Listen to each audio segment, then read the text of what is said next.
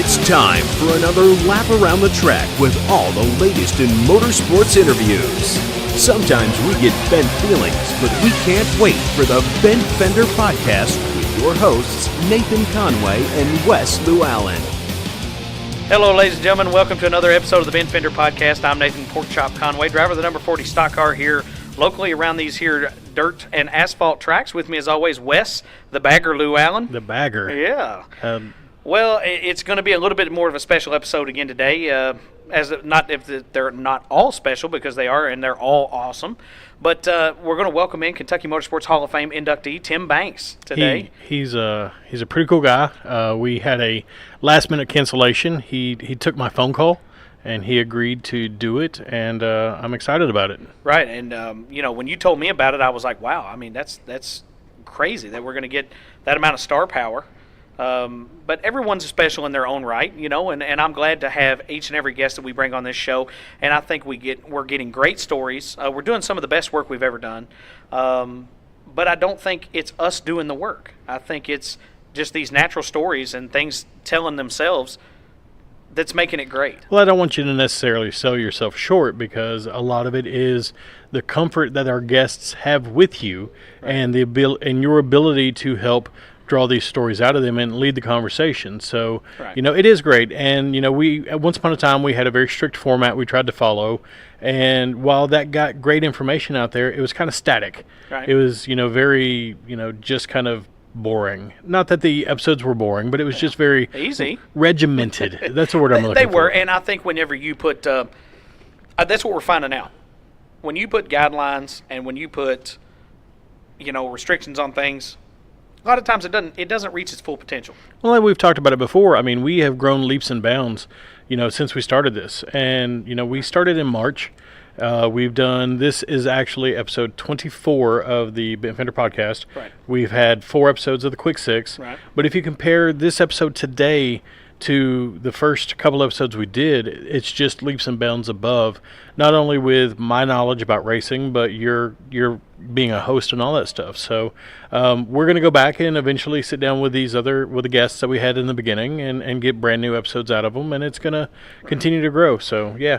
Well, the good thing about it is we can do what we want to do. It's our show. It's our show. But the beautiful thing about it is I know that everybody we've had on this show has a part 2. Agreed.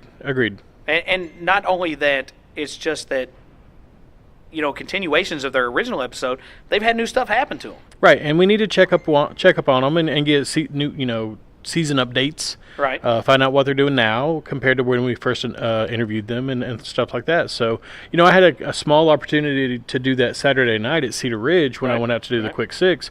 I talked to Blaze Melton, and we talked about where he's been since we've, recorded with him initially. So it's a good thing to do. And I am going to talk about the Quick Six for just a minute. Right, go ahead.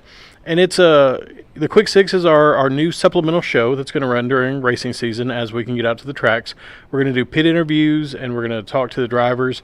And I stepped up and spoke with Terry Burden. He was my first interview of the night. And I walked up and I was like, "Hey man, I know we don't know each other or anything, but do you have time to do an interview?" And he looked at me and he said, "Why do you want to interview me? I'm just a mid-pack driver." Mm-hmm. That's exactly what he said to me. And my response to him was, the reason I want to interview you is because of what you just said. Yeah. You're out here every single week. You're putting your time in. You're paying your admission. You're putting the work into this car. And there are people that watch you that don't know who you are because you don't get the opportunity to have that on-track interview at the end of the race. So right, you are exactly the person that I want to talk to. And from there, it kept going with, I got 13 interviews, and that's a pretty good, count for being at a track for the first time. Well, and a lot of people don't understand, it was only 13 interviews. There was 80 cars there. Well, but you got to think, each interview, takes X amount of time, and while you catch people doing a sundry of things at the racetrack, They might have to work on their car. They might have something went wrong. This, that, and the other. It doesn't matter. But 13 interviews at 5-6 minutes apiece. That's a pretty good chunk of time. When you've got to fit it in between the time the gates open and the time that hot laps are. And that's generally when I try to stop, is when hot laps start. So that way, from that point on, and racers know this, people who have gone to the racetrack know this. Once hot laps start, it's just pedal to the metal from there to the rest of the night. The race night does speed up, and it does get a little hard to maybe give interviews and things like that. Quick six wise, we're trying to make it a little better each time we do it. It's getting more comfortable for you. You said that, and that's the good thing about that. But if there's a way we can evolve it, if there's different things that we might try, we might, we're just going to do that and see what happens. I mean, again, it's our show, and we hope that you guys love what we're doing. Almost 2,300 plus downloads. No, actually, today with today's Quick Six episode, we are over 2,500. 2,500 downloads. I mean, you got to think, we never would have thought that. No, not at all. We thought maybe 1,000 downloads by this time or something like that. But 2,500 downloads, that's a pretty good benchmark. And I think it just proves that people are listening each and every week. When we look at what we did with the Soapbox Derby stuff, right? Look how cool that was, and we got a ton of followers just out of that. Absolutely. And it's not one of those things where we could do Soapbox Derby every week, because they don't do that. But different places, different things that they do. We can cover it whenever they come. So it's a good deal. Rolling from there into what we're doing and what we've been doing, opening doors and having new avenues of opportunities appear. Let's talk for a second about Sunday, because we had an opportunity to present itself that we couldn't turn down. You received a text from Misty Westerfield. I did.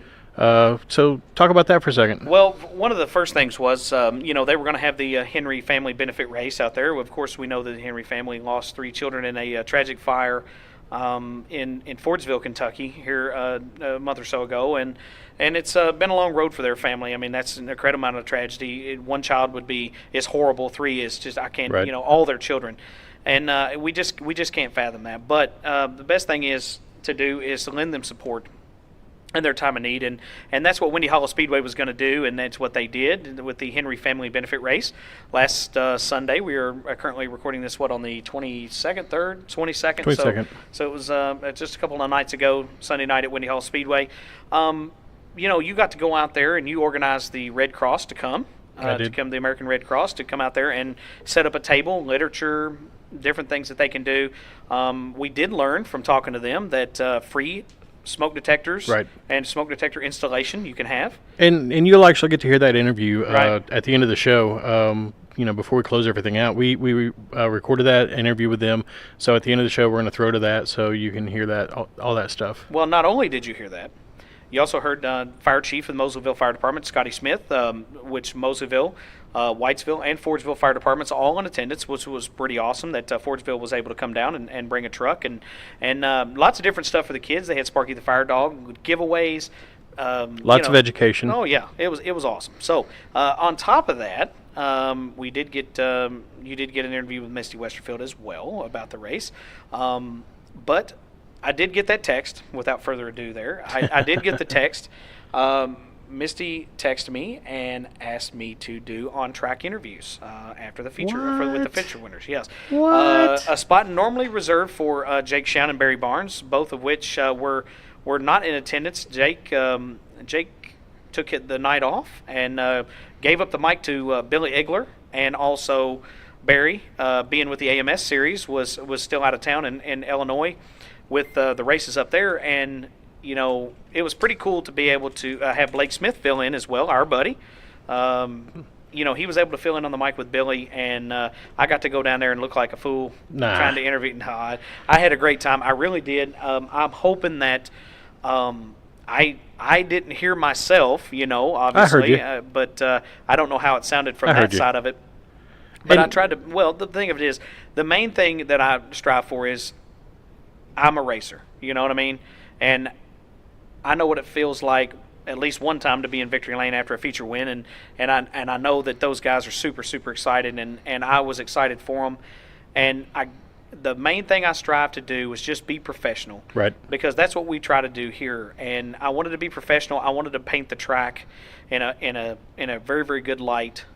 And, I wanted people to think that, it wasn't just a bunch of drunk hillbillies down there. It was just, right. It's people that love racing that are doing this stuff. And, we want to thank that the Westerfield family, the Jewell family, and everyone involved with Windy Hollow Speedway for letting us do that. We also want to thank everyone involved with Cedar Ridge Speedway, Angie and Richard and all the crew down there, because, without them, there wouldn't be any place for us to do this. And without racers and things like that, there wouldn't be with them either. So, again, it was a fun night at Windy Hollow Speedway. I got to go down there and interview all the drivers, and it was an awesome deal. Had a great time Saturday at Cedar Ridge. Got to make new friends, talk to old friends. And it's just a pretty cool deal when people might not know you personally, but they know your product by reputation, and they tell you how good of a job you're doing and what you're doing for the community. So we're doing big things. We're trying to help promote this sport in the best light that we possibly can. You've loved it for your entire life, and it's a much newer love for me. Right. But I do love what we're doing, and I love the sport, and I have a great time watching you guys get out and race. And that's going to lead me into I almost had the opportunity to get a small taste of that Sunday night. Good friend of ours, Jeff Christensen, offered to let me drive his car just to make some laps after the races was over, just so I could see what it felt like. I was nervous to begin with. I was worried about everything and anything that could happen, but I worked through that and told him I would do it. And he came to me after his feature race and informed me that he decided to challenge a Uke tire. He did. And the Uke tire won. It did. So I didn't get the opportunity. There'll be a next time. So. Oh, there will be, yeah. And we want to thank Jeff and the whole crew there for even coming up with that opportunity. He surprised me with it before you ever knew it, and he said, Wes come see me after the races, and I was like, oh yeah, and he goes, yeah, I think he'd enjoy making some laps in my car, and I said, that'd be awesome. And it was awesome, and I appreciate the offer more than he probably realizes, and I'm absolutely going to take him up on that. So. Right. I'm pretty stoked. Pretty good stuff, man. Good things are happening. Believe us when we tell that. Believe that. You know what I mean? We've talked about the November 3rd being an important date. Oh, it is. And the reason why it's an important date is because it's the Kentucky Motorsports Hall of Fame induction ceremony. That's not the only reason, but again, we can't tell you that right now. But the main thing that people are going to be down there for is the Kentucky Motorsports Hall of Fame induction. That is very, very important, and it's going to be down at the Speedseum. So if you guys haven't brought your kids or your grandmothers or whoever down there to check out the Owensboro Speedseum right there in the Owensboro Museum of Science and History, right there downtown on 2nd Street. It's an easy way to go down there. Don't quote me that it's free. I believe it is, but don't quote me on that. So if you have to pay a couple of dollars, $5 or $10 maybe. Hey man, you got to pay. You'd pay that to get in the races. So go in there and see some of the memorabilia from the Hall of Fame. A lot of cool stuff's in there. You see all the stuff about the old Owensboro drag strip out on Beach Road, the old Ellis Speedway, Windy Hollow Speedway. The fairgrounds they used to be out in Maceo. A lot of people don't remember that, but there was fairgrounds out in Maceo. Different things like that. There's a lot of racing history. Of course, we used to have Thunder on the Ohio right here in Owensboro. It has now moved to Evansville for the past umpteen million years, but it used to be right here, downtown Owensboro. Right there on the riverfront was Thunder on the Ohio. It would be a cool thing to have that come back at some point. It might. You just never know. Right. But in the meantime, they do have Thunder on the Green right there in Livermore, Kentucky. So you can still see, happening tomorrow. Yes. You're right. You're listening to this on Friday. Right. It happens on Saturday. So it happens on Saturday. Yes. So get out and check that out. Thunder on the Green. The Green River right there in Lewisport, Kentucky. Don't fall in. It has no bottom. So don't do that. But be safe and go out there and watch the hydroplane races. We like bottomless cups of coffee. We like bottomless Bloody Marys, but not bottomless rivers. Right.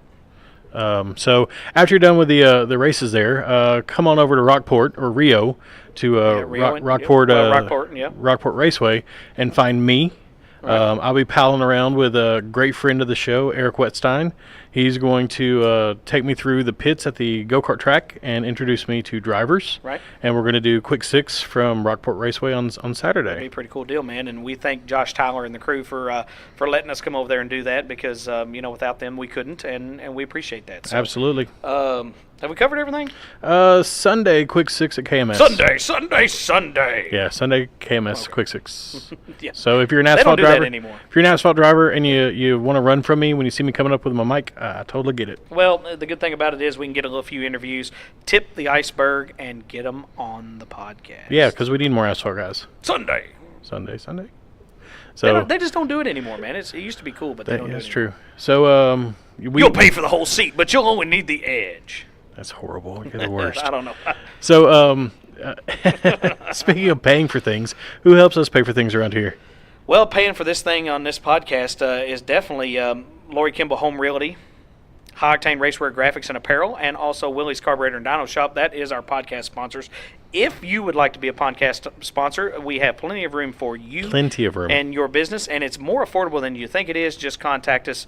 I mean, we're talking $20-30 a month. Yep. I mean, it's super affordable. We'll tell you all about it when you contact us. Not a problem. We don't mind to sit down with you. Now, our big sponsors, our big money sponsors, not sort of, on the race car and also on the podcast, Mach 5 Race Cars, Parts and Carts. See John Hayden and the people down there to get you all set up with all the race parts you need. Fairview IT Management, Gabriel Kirtley and his crew. And we'd also like to thank Gabriel and for letting us record the podcast down here. Again, it's not Field Trip Friday anymore. It kind of makes me sad a little bit, but it's great to have a centralized location. Well, no, this has kind of become home. Yeah, it is. You know, yeah. it's the podcast ground zero. It's a fantastic thing that he's let us do, and the fact that he believes in what we're doing and trusts us enough to not, tear up his equipment. Yeah. But that sort of. We'll tear it up. Maybe. He can buy some more. Yeah. So Martin's Towing and Recovery, see Jeff Tree Monkey Martin for all your towing needs, and roadside assistance. Chad's Barbershop right there in Whitesville, Kentucky. It's not in Philpott, it is in Whitesville. Glenstone Construction out of Henderson. Slingshot Media Group. See Kevin Russell and his gang down there for any of the TVs you see around some of these restaurants. They have multiple locations, and they run your ads for you. If you need an ad design, you can see Red Star Graphics. That would be one West the Bagger Llewellyn. That's me. He can get you helped up there. You can find us on Facebook, Conway Racing Team, the Ben Fender Podcast. You can find us on Twitter, Conway Race Team, or that's at Conway Race Team. Instagram, Conway Racing, www.conwayracingteam.com, www.thebentfenderpodcast.com. Go see our buddy, Blake Smith. Blake, we don't have a nickname for Blake. We're going to get a nickname for him. Billy Bob, maybe. I don't know. Maybe. He's always called Billy Bob. You can see him, the host of Regional Motorsports Power Hour, every Monday night through the racing season at Maloney's in Owensboro. 25% off any specialty pizza. Kicks off at 7 p.m. every night, 7 to 8:30. You can find them on any of the Cromwell stations, but specifically 102.7 ESPN The Game, 94.7 WBIO simulcast. So it's a good deal. Get up there. Get your sponsors out on the dang radio. You don't have an excuse not to do it. And then when you're done with that and you give your 5-10 minute interview, whatever have you, come on the podcast and give us about 2 hours of your time, man. And get your sponsors out there. Get your racing career out Absolutely. there. It can only help you, and people are listening. We promise you. So, man, I think we've covered it all. Yeah, I think before we jump into the interview with Tim, we're going to go to the track at Windy Hollow from Sunday night. Right. And we're going to listen to Chief Scotty Smith talk about some fire safety. Right. And we've got a small interview with Mr. Westfield we're going to work into this show as well. That'd be a cool thing. And just get that information about the Henry Strong benefit race. And, yeah. It's a loaded show, and again, we cannot wait for Tim Banks to get on here and tell us about his Hall of Fame worthy career, because it's going to be a cool deal. And well, that's all from us. So let's just go ahead and throw it over to Scotty and get his interview in here and let him tell us about some fire safety.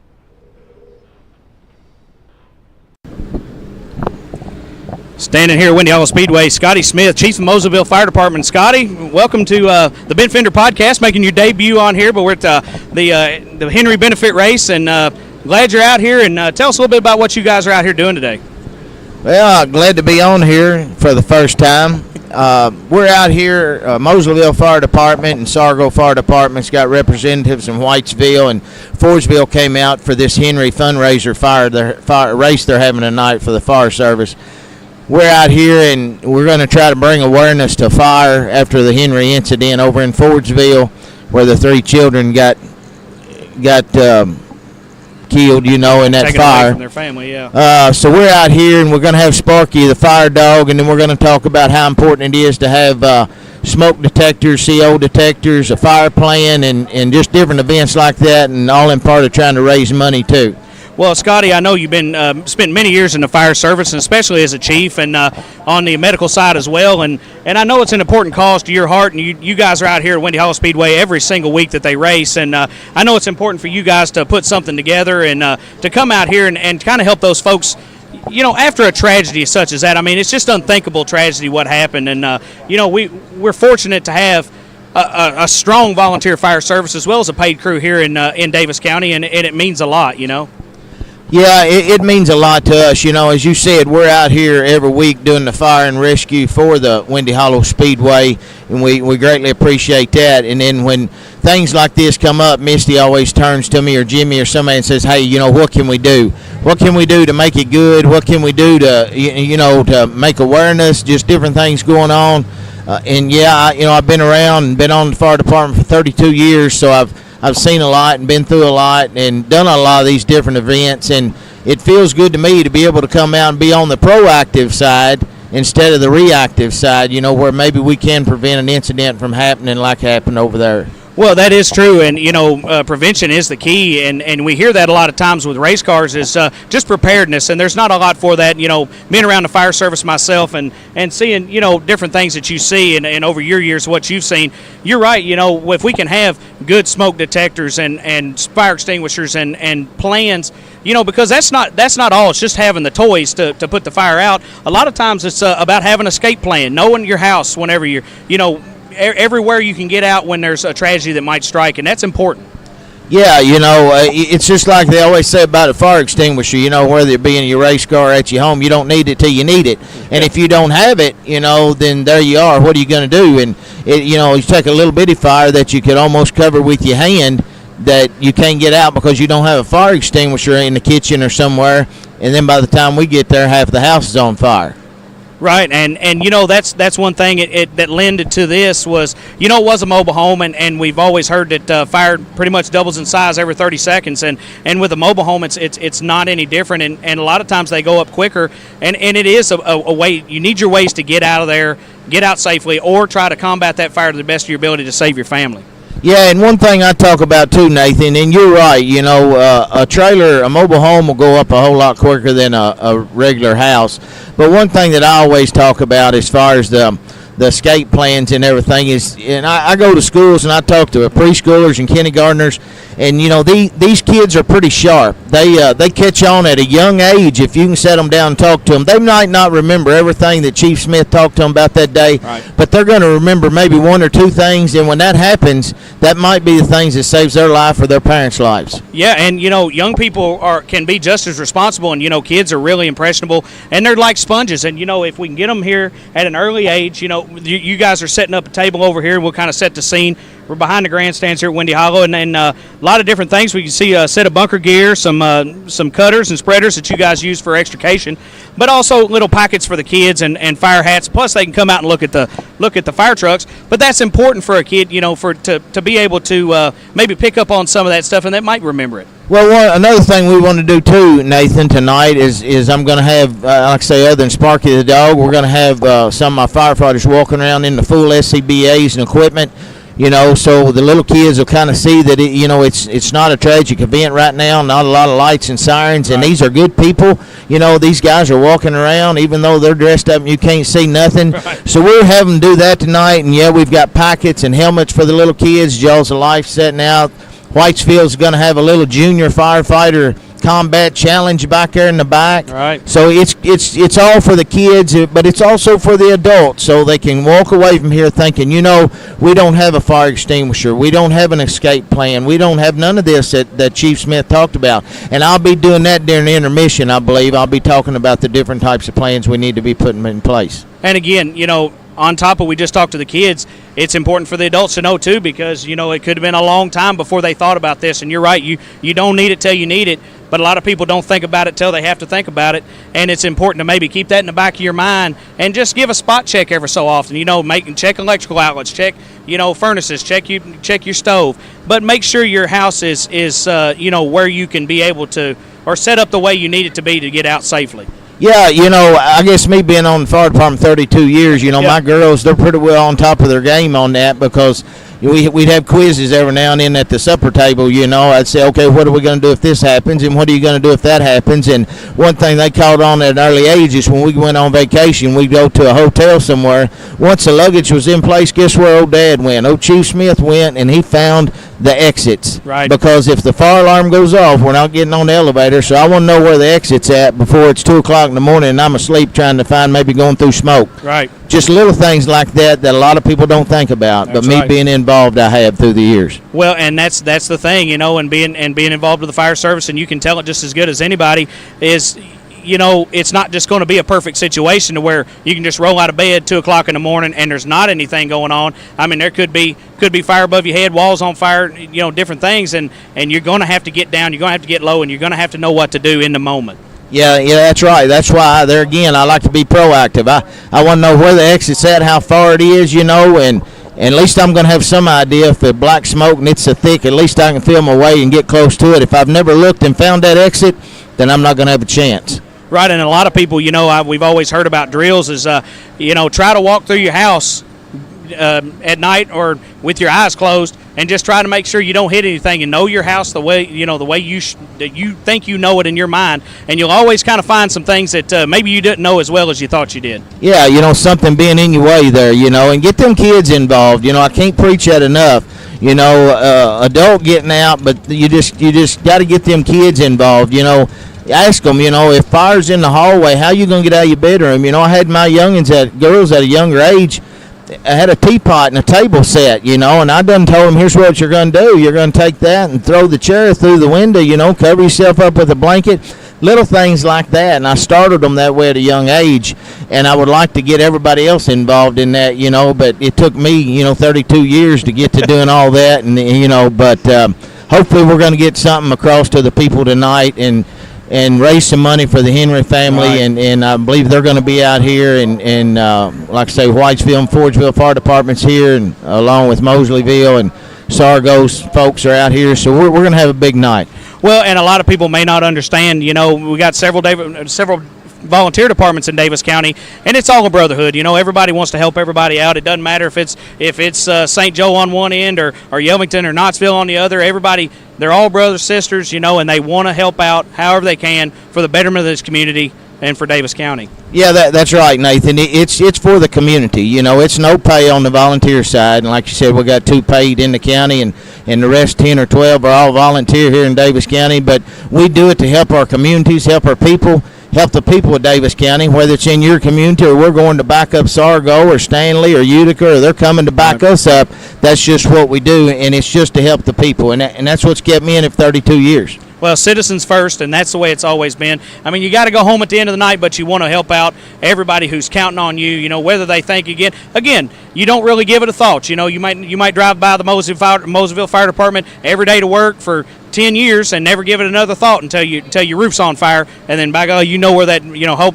It takes them. It feels like it takes them forever to get there, even though they might be just a mile down the road. But they're coming. Yeah, knowing that, on dispatch, you hear that, and you keep telling them, I'm sure, they're en route, and we've actually got a pretty quick response. But when the incident occurs, it seems like it does take us a while to get there, right. And we run more medicals than we do fire in Davis County. Right. And, whether somebody's, sick or had an injury or a wreck or whatever, we're going to get there probably within less than 5 minutes. Right. And you guys do have a pretty good coverage, and I mean, you got a fairly good size area here in Moseville that you cover, and but it's good that you guys train like you do, weekly meetings and going over things and trainings and going to schools and different things to get that training that you need to help your citizens in your little area here. Yeah, you talk about the volunteer fire service. We get the same training as the career firefighters do. Right. In the state of Kentucky, you've got to get your 150 career hours, which is exactly what the county does here, and the volunteers do in this area. and that's just the way state of Kentucky is. And we train. We might not train as much as the careers do because they're there every other day or so, but we train a bunch and stay on top of our game, so when something does happen, we're going to be ready to tackle it. Well, and that's the good thing about it is you being the chief, you got so much to think about on scene, and you've got all these people that you got to be accountable for, and it starts with you at the top. And leading by example is the most important, but you got to know that your people, when they're on scene, are squared away to do and have the training and the knowledge to do what they need to do to help the citizens, but to come home safe at the end of the day as well. Yeah, that's my biggest thing, being the chief. As you said, everybody on my department is under me, and if something happens to one of them, it's going to be my fault, whether it is or it isn't. Yeah, I'm going to feel like it's my fault, because me being the chief and the leader, and as you said, as soon as the tones drop, my brain is already thinking and en route to that scene. What do we have? What do we got? What do I have to have? How many men do I need? What equipment do I need? So that's just the way it works when you're en route to responding to whatever incident you're going to. Right. Well, Chief, Scotty, I appreciate you coming on and talking to us a little bit about fire safety and kind of what you guys are doing out here. And thank you from us and Windy Hollow Speedway for coming out here and supporting the Henry family. I know it was, in Fordsville, but it doesn't matter. It doesn't hurt any less, you know what I mean? And it affects everybody, especially, close-knit communities just like Fordsville was. And we just appreciate you guys coming out here and doing what you're doing and trying to help out with awareness and giving up your time to do so. Well, Nathan, I appreciate the chance to get to do the interview, to tell people about awareness and the opportunity to talk to people to hopefully save a life or two down the road, that somebody hears this and they pass it on to other neighbors and stuff, and that's just what gets us by, and we appreciate it. All right, buddy. Well, Scotty Smith, Chief of the Moselsville Fire Department, we appreciate you coming on, buddy, and we'd like to talk to you soon. Thank you. Whether you're buying or selling a home, you want to ensure your needs are met. Lori Kimball with Home Realty Incorporated is the realtor for you. In today's fast-paced society, it's important to have someone on your side that will give you the care and treatment you deserve.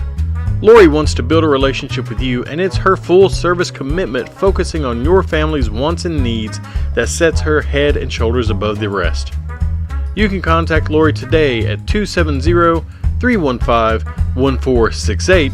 That's 270-315-1468. Or you can find her on the web at www.lorikimball.com. Call her today to unlock doors for your tomorrow by building a relationship with a realtor who's here for you. And we're back here at Fairview IT Management, sitting here with future Kentucky Motorsports Hall of Fame inductee Tim Banks. Tim, we appreciate you coming on the podcast here to share some stories with us, and just appreciate you stopping by. I'm glad to be here. Well, Tim, I tell you what, man, I mean, you just had a great career in motorsports, whether it be on 2 wheels, 4 wheels. I say we just start from the beginning. How did you ever get involved in motorsports? I was about 10, 11 years old. We started getting our first little mini bikes, and I knew right then that was the end of it. I had to be on a bike. I don't really ever remember not being on a bike when I was younger.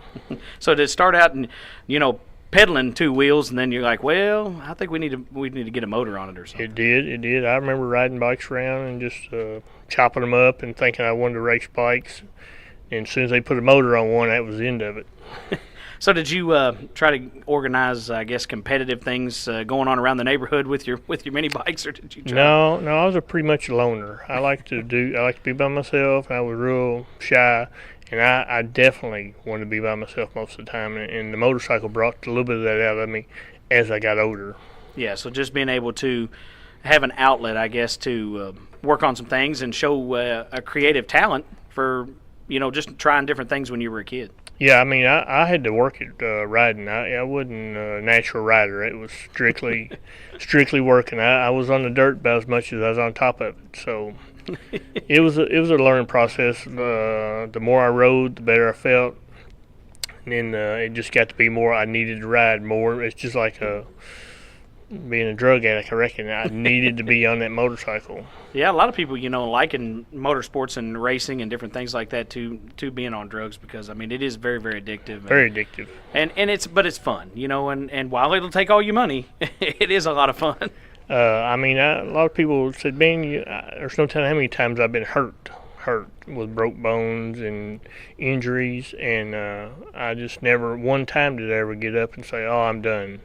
Yeah. I just got up and said, "Oh, I got to hurry up and get well again so I can take back off." Let me walk this off and bandage it up. Back out there we go again. I've had people tape my shoulder together one time to race. Wow.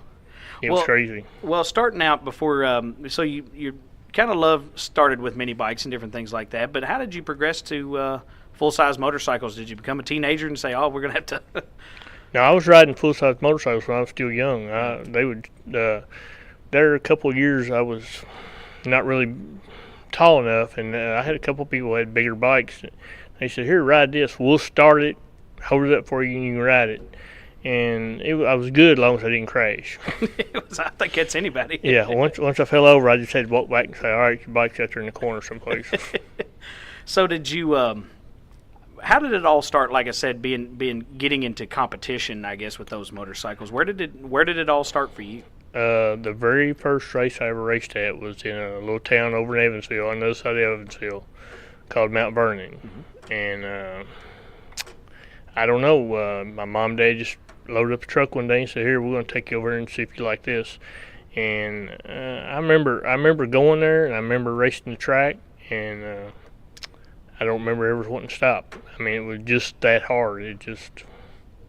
Now, was it flat track or was it? It's a motocross track. Was it? Mm-hmm. So you kind of started out on the dirt there a little bit. A lot of y'all don't remember, but there used to be a go-kart track on Highway 54 behind the stop and go there in Philpott. Mm-hmm. At that time, my dad had bought me a go-kart and a motorcycle almost within a couple weeks of each other. I raced the go-kart one day and raced the motorcycle again. Never got off the motorcycle. So you just didn't have an interest in it right then? No go-kart. I'd had no four-wheeler involvement at all. The motorcycle was it. If you watch racing, motorcycles is 99% rider, 1% bike. Right. Go-karts and cars is 99% car, 1% driver.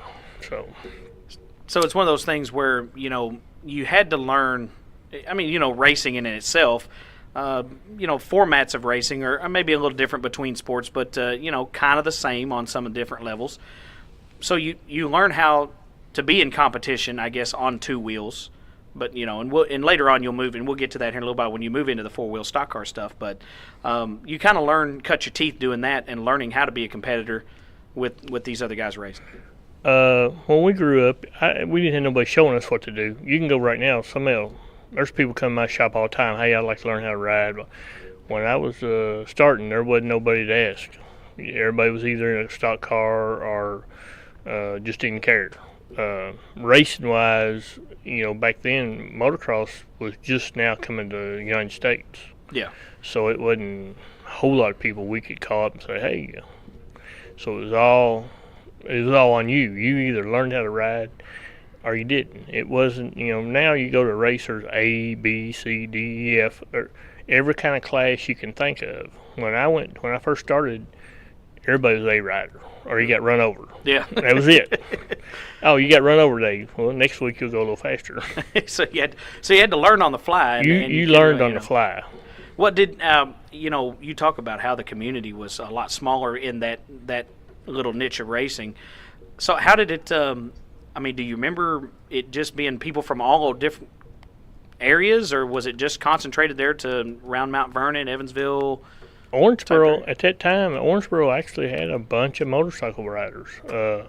Most of them all were trail riding, and like Earl Hayden and them, they were all flat tracking. Mm-hmm. But most of them were all just playing with motorcycles. Yeah. Then we started traveling some and going to all the bigger tracks and learning a lot. But I was really, really not shy, and I would try not to talk to nobody. So that was the worst part for me. But I had to work harder to learn how to ride. Right. And and that was part of the bad part of it. But now, looking back on it, I wouldn't trade it for all the world. I learned a lot by just doing a lot. Right. And, I guess that is harder to do because in different forms of motorsports, there are a lot of people that are willing to help and want to be, everybody wants to talk to everybody, but then there is, some parts of people are just like, you know what, hey, it's my pit, I'm just going to stay right here. things like that. I mean, you find two different schools. I've got people that walk up to me now. You know, here I am, 60 years old, and I've got guys walk up to me and say, "Man, you are a you would not talk to nobody. You wouldn't speak to nobody." I said, "Well, I was there to race you. I didn't want to be your buddy. I didn't want to talk to you. I didn't want to go out. You know, if I ran over you, it's your problem, not my problem." But I know I did that. I used to hide in my van, and I'd sit over and put headsets on when I'd work on my bike. Wouldn't talk to anybody, but I always had the best. You know, I always tried to make my stuff the best bikes that I could race. And like I said, I got a lot of guys come up to me and ask, "Man, you were crazy. You wouldn't talk to nobody, but now you want to talk to everybody." I said, "Well, I've grown up." Yeah, finally have grown up. Yeah, finally grown up a little bit now. You were the Dale Earnhardt of the motocross world back then. You just if you ran over him, it was his problem. Yeah. Thanks. And, well, you know, it's pretty neat to think about that because, of course, it was before my time, and I've never really been involved in motocross and two-wheel stuff myself. Watched it on TV is about as close I've ever got to it, or, you know, out the fair they used to have a little motocross track out there. Was it a fairly small track? Did they ever change it up, or was it kind of the same all the time? Well, it's just motocross. It's always different. Yeah. Always different. You don't never go the same place twice, it don't look like, but even if you do go back to the same place, they'll change a corner or something every now and then. So you're always learning. And that's what I liked about it. I didn't want to have to be stuck in the same routine every day. I always wanted to race different size bikes. I always wanted to race something different. I always wanted to go someplace different. I wanted to race against the best. Right. I wasn't comfortable just going out racing the same guys. I wanted to go find the best guys and race them. Well, you do. For a young racer, that is a pretty good philosophy because, you know, those guys are where they're at for a reason. And if you ever want to be on that level, you know, maybe you should start seeing what they're doing or start racing them and see how they're doing it. Yeah, that's and I've used that in everything. Even when I started racing cars, I raced at Whitesville a couple of years, and I went straight to road racing IMSA cars. And, you know, they throw you out there with Roush and all of them. They got millions of dollars, and you're out here putting two nickels together trying to make this thing start. And that was really hard. But I enjoyed it because it made me work. Right. You know, a lot of people didn't think it was smart for me to go out there and do that, but I got to travel all over the country. I met people. I learned a lot. And I had already been on most of the road race tracks that we race cars on. Yeah. Because I'd been road racing bikes on them. Yeah. So it was a no-brain situation. Just I knew the track as soon as I got the car. Well, now, whenever you were back, we'll stay on the motocross for just a minute. Having those bikes, did you just build your own bikes, or did it start out you had to buy a chassis or an engine and different things, or did you just try to make it all yourself? Back in the days, Dizzy Dave's here in Lawrenceburg had Suzuki's, and I worked with them forever. And it was easy for me to just get a stock bike and race it. I never did anything to them. And Steve Gasser and them and Suzuki liked that. They didn't want you to start jacking them up. They wanted you to take a stock bike and race it. Yeah. So we would take stock bikes out to the racetrack and race them all the time, and that would help sales for Suzuki. Oh, yeah, I guarantee you. But I never did do a whole lot of oddball stuff till I got a little older. When I got older and I was working in machine shops, I started making water-cooled heads and different shocks, mounts, and stuff like that. But really, I stick with stock stuff as much as possible. Right. Well, and I think that there's more to be said taking a stock bike and going out there and being competitive, because again, you know, you talk about how much rider it is, and it's all skill. Yeah. So to be able to take that stock machine, and you're running against guys who might have 40% skill and are on souped up bikes, you know, Yeah. and to beat them, that's a pretty good deal. We used to have the best time going to places, and these guys would come in motorhomes and enclosed trailers, and you know, we'd drive in with an 63 Ford van with an open trailer and get out and just clean them up and then laugh at them on the way out. and that's where we got a lot of our exposure from right there, was taking stock stuff and just kicking everybody's butt that was spending big money to race. Right. And again, because money, when it creeps in, you know what happens to a sport. Yeah, and that's still, even in motocross, you can pretty much go buy a stock bike, and you can be competitive if you're fast. Yeah. I mean, there's just no way of denying it. There's just no way of denying it. I probably can't go get a stock bike and do anything. I probably couldn't even stand up on the daggum thing. But it's pretty neat, like I said, to think about how the racing history, and we'll get into that, is that we were talking before we started recording that Owensboro is a hotbed of just talent. And we're not even talking about just the NASCAR stuff and things that people have done. Again, you mentioned it, motorcycle racers, motorcycle riders, and different things, flat track and motocross and all kinds of different stuff, superbike. Yeah, it's people don't even, and it's not, I don't think it's a matter of the water. It's a matter of each generation has got 10 people in front of them saying, hey, this is what we did, bring it on a little more. And it's bringing people in here that's never thought about racing and saying, he did it, I can do it. Yeah. And that's exactly what it all is about. I've had kids come in and say, hey, you used to race road race bikes, so I can do it too. And I'm sure you sure can. Yeah. Take Absolutely. off. Yeah. Take off. Well, and it's important to be a figure of, to these little kids and things like that, to say, of course you can do it. Yeah. I mean, I did it. Yeah. I mean, it's a little different time, but still, in the essence, is kind of the same. I still have kids come into my shop that are young, and I'll be working on their dad's bike or something, and I try to explain to them, hey, you're young, you need to get on that bike and think of nothing but that bike from now on.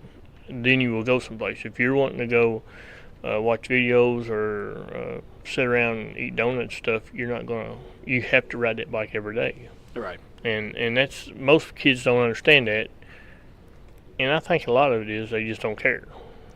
Yeah, I mean, I guess that could be said about some of them these days because, I mean, just like any sport, practice is where it's at. And, you don't get better playing football without practicing, in baseball or whatever. And, riding a machine is the same, same thing. It's right now there's a big boom in vintage motorcycles. And everybody keeps calling me, man, what happened to all them old vintage motorcycles you had? I said, man, when I got done with the bike, it was done. Yeah. There wasn't nothing left of it. We didn't put it over in the corner and say, man, it's gonna be cool 30 years from now. Yeah. When I got done with the bike, we used it for practice. I mean, if you start practicing every day and race 3 or 4 times a week, there's nothing left of a motorcycle. Well, you think about stock car stuff is different because, I mean, you have to have a track pretty much to go race on if it's asphalt, whatever. You can't just get it out here and drive it up and down the street. Same thing with a dirt car. But with a motorcycle, I mean, a farmer field's a practice area. I mean, or, this, that, and the other. We had a field behind my mom and dad's house that I rode every day. And right now, my shop that I have right now, I've got a little track back in the back. And a couple of years ago, I rode it every day just to stay in shape because I like playing on it. But even in the road race bikes, it's not a matter of, you don't need to go out and be fast on the street. You just need to be learning how to turn, lean, move. It ain't a matter about going fast. It's about control of the bike. Right. And again, that bike is an instrument, and it's an extension of yourself. Mm-hmm. So the better that you know it, the better off you're going to be. And that's what I'm saying. If you sit on a bike long enough, you're going to know what it feels like if it's going 50 mile an hour or 150 mile an hour. Right. So the best thing to do is ride the bike every day. Ride your motocross bike every day. Ride your street bike every day.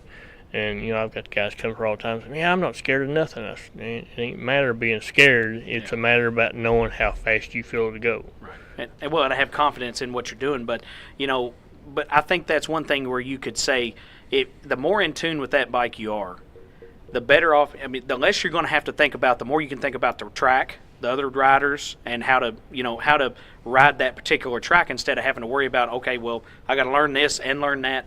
It's a little bit harder. It takes a lot off your mind. It does, and that's part of it. You don't even realize you're doing most of the stuff you're doing. Getting back to when I first started racing, there's a couple of my friends, they were racing with us, and I remember running over Chris Roberts one time at a motocross track, and he was got all mad at me. I said, man, I don't even remember seeing you out there. And so it's just a matter of I wasn't paying attention what was. I was just going through another person. Right. And he happened to be in the way. And it's his fault. Huh? His fault. Yeah. That's right. Should have been there. Yeah. What are you doing, man? So when you take off through the motocross and you kind of start getting out of this area, did you race all year long, or and also who did you race with? I don't know if I would ask you that. Was it with your family or friends or just a group of people or what? No, once I turned 16, I was pretty much traveling by myself all the time. I would there a couple years in a row while I was in high school. I'd drive to Florida on Friday, Saturday, and Sunday. I'd leave Friday, race Saturday, Sunday, be back Sunday night from racing during the wintertime. We'd do all the winter nationals. Right. And of course, like I say, that when you do that eats a bike up because you're down in the sand destroying a bike. So I'd have to have a new bike by the time the racing season here would start. So I'd have all kind of used parts, but no full motorcycles. So you have to we're going to have to build another one. But, Yeah. Again, talking about that experience, though, these guys here are laid up all winter, working, maybe working in a garage or something, but not really able to ride. Yeah. But you're out there, tearing it up all winter long in the 50, 60 degree weather. Yep. And being able to hone those skills. Yeah. When you ride every day, and when you can go and race all, like I told you earlier, most of these guys now, they say, man, we raced this month. I would race 3 weeks in a row, like on a weekend. I'd race Friday, Saturday, and Sunday. Someplace I'd find a race Friday night, Saturday night, Sunday, and I always took 2 to 3 bikes so I could race all 3 classes. Right. And when you do that, it builds your skills up so hard that it's second nature to race. Well, couldn't even imagine, riding 3 different bikes, 3 different classes on 3 different nights at the same week. That just seems like dedication had to be through the roof. I mean, you just had to be like, you know what, this is it. This is what I want to do. This is what it's going to be. It was. I mean, like I said earlier, it's an addiction that was my addiction. Right. That was, and I know that was what that was because I didn't think nothing about sleeping in a van, eating hamburgers. We ain't no telling how many times we eat Crystal Burgers from Florida. Ain't nothing wrong with the Crystal Burger. Yeah. They keep you going. But we would come back and just broke and wore out, and I'd go to school Sunday or Monday morning trying to pay attention, thinking, "Oh, I'm going." And 2 or 3 of my teachers said, "Man, you leave the motorcycle alone. You're never going to do nothing with motorcycles." You sure? Yeah. You sure about that, Sure, teacher? Yeah. I mean, and I was lucky. I actually made it work for me, and it's been good life with it right now. Well, it had to be hard work, but hard work pays off, and you're living proof of that on that side of it for sure. Because, I mean, you knew at an early age that I got to throw myself into this because if I don't, I'm never going to go anywhere. I don't think I ever thought of it like that. I mean, I never said, "Hey, this is what I'm going to do for a living." I don't remember ever saying what I wanted to do for a living. I knew I wanted to race, and if I had to mow a couple yards or do something to get to the next race, that's what I did. If I had to not eat lunch so I could have $10 worth of gas someplace, that's what I did. I mean, it's just what we did. I mean, Be like, I can drink some water somewhere. I'll be all right. yeah, somebody will give me something to drink later. That's right. I mean, I never felt like I needed to be staying in a motel. I never felt like I needed to eat at a restaurant or whatever it took to race is what I did. Well, that's an incredible amount of dedication. And again, we talked about that a little bit earlier, that it's kind of hard to maybe find that these days. But when you do find it, it's something special. Yeah. When I started racing pro on motocross, I raced for about 6 months, got hurt real bad, broke my shoulder real bad, and at the time I was getting I was probably 20, and I just thought, all right, I need to slow down, get to having a family and stuff. So I got married and had a family, and but I still raced. I mean, even with my family, I raced locally and did a lot of stuff. So I mean, I never felt sorry for myself, thinking, hey, I could have went bigger and better.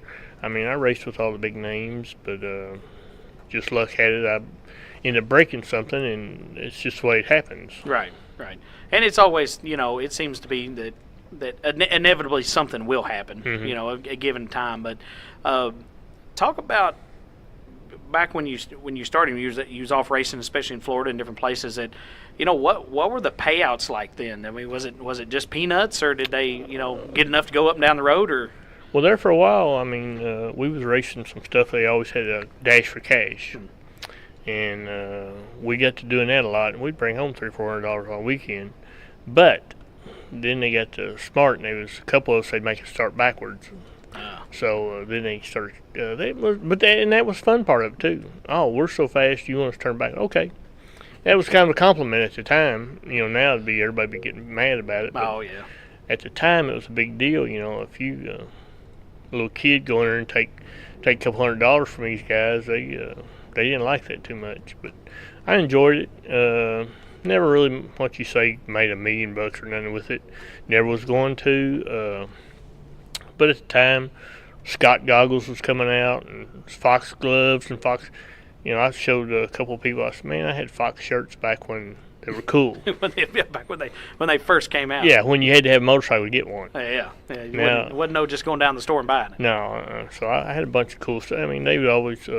Scott goggles used to give us bunch of goggles, and that'd help us go through the week. Somebody's always buying a pair of $10 goggles from you, or a Fox shirt, or some kind of boots or gloves or something. And that was probably a contingency prize for us just being racing with them. Right. Well, you talk about when they made you start backwards and different things like that, and you were like, it is kind of a compliment to say, oh well, that means I'm the cream of the crop here. Yeah. But it also puts on a show for the fans. Yeah, it does. Because they can see something different. It does. It makes everybody right there when they start griping about, oh man, this guy's going to win. They say, oh, we're going to turn him around backwards. And so everybody's like, well, now he's got to watch because we know he's fast. Yeah, here we go. And we done that 2 or 3 times, and we had a good time doing it. The best one I ever did, we raced up in Terre Haute one time like that, and we just smoked everybody. And it was just fun to do. I mean, I didn't care if I got paid or not after that. Because you're just like, well, there you go. Hey, if nothing else, it brought notoriety to you. And again, you're talking about Scott and Fox and things like that. They were already taking notice. Mm-hmm. So it's something like that. I couldn't help but think that that's going to just boost you in their eyes to say, hey, this is the guy we thought he was. Yeah, and it did. It helped. I mean, there again, when I was about that age and going fast, or thought I was going fast, I didn't promote myself. I was, as soon as I got off that bike, I was gone. Just didn't hang around, did nothing, just load up and go. Didn't talk to nobody. There's no telling how many times I've left without having a trophy. It's time to go. See you later. Wow. I would not spend the time to create friendships with people that would help me in a promotional way. Right. I'm racing. I don't care what you're thinking about. And that's the way I thought of it at the time. Yeah. Looking back on it, I could have probably promoted myself a little bit better and had more fun doing it, but it just wasn't in me. Right. Well, it seemed like you were opening doors, fairly well with what you were doing anyway. But again, racing and different things like that, promotion is key these days, I guess. If you really need that word of mouth, mm-hmm. and for people to take notice these days, because it's I couldn't imagine it was cheap then, but I bet it's really not cheap now. Yeah, I guarantee it ain't cheap now. Buy a $7,000 or $8,000 motorcycle. I mean, we used to go through 3 or 4 motorcycles a year. Right. And I guarantee you couldn't do that right now. There's no way. No, people would just go broke. I think they would just be real hard on them. Yeah, and I think you could still, if you knew how to take care of your bike and you put it in a van and you rode it around, you probably could go have a good time. I don't think you could make a lot of money at it, but I think you could have a good time. Well, now, were most of these tracks back then, were they all outdoor tracks, or did you ever run any arena stuff? Or about everything was outdoor, but we raced some arena stuff at Nashville and some at, we used to race on the Terre Haute Mile. They had a motocross inside there. Indianapolis had a motocross track inside the IRP racetrack. Right. We raced there, and Daytona had a place in the infield there. We raced at infield Daytona. I mean, but I like the outdoor stuff a whole lot better. Well, I know that you talk about Daytona and how big during Bike Week when they have those big motocross races right there in the infield in the tri-oval of the Daytona International Speedway.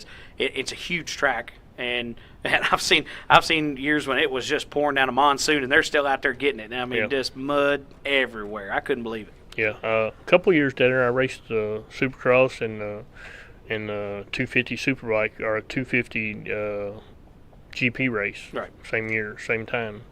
Race one on Friday, another one on Saturday. Wow. Doing double duty on 2 different surfaces. Yeah. I've done that 2 or 3 times with a bunch of tracks. I bet that I just couldn't imagine. Like I said, I'm thinking about, we got one car, okay? We take one car and it's working all the time to get that car to the one racetrack, and then being able to run 3 different classes, 3 different nights, and on 3 different machines. I couldn't even think of it. And about 78 or 79, when me and Chris Roberts were racing all the road races, we had a box truck, and I always kept a motocross bike in there. So whatever was motocross, if there was a motocross track around like IRP or Atlanta or something, I'd always try to race a motocross race either Saturday night or Sunday afternoon after the road race. Just to try to stay sharp, or just to have a little fun? ADD, I reckon. Well, hey, we're here. I was a poster child for ADD for a long time. I think, here's the track, let's go race on it. I didn't think nothing about it, and I think it scared a lot of the road race guys off, because they thought, this fool's motocrossing and out here going 150 mile an hour with us at the same time. Yeah, he might be trying to jump some stuff before it's over with. Well, Tim, I want to go ahead and take our first break here, throw it to a commercial, and we'll be back on the other side and try to get into a little bit more of some asphalt stuff. How do you think about that? That'll work. All right. Let's face it, we love racing, and we need to keep those race machines in tip-top shape to stay competitive. That's why we rely on Mach 5 Race Cars and Parts, located at 2035 West 2nd Street in Owensboro, Kentucky. They specialize in stock cars, but you'll find all the parts you need for your racing go-karts as well. They are your go-to experts for parts, wheels, tires, fuel, and a wide array of other items to keep you on the track. They have hundreds of parts in stock and can special order thousands of others. Give John Hayden a call today at 270-240-5587. All right, so we've come back from that commercial break real quick, and we are just going to throw it over to a quick interview with Misty Westerfield from the Henry Strong benefit, and that's just going to be a couple minutes, and we will go back into the show as soon as we're done with that. We're here with Misty Westerfield, and we're coming to you from the Henry benefit race. Misty, what's it mean to you that we were able to get this put together for the family?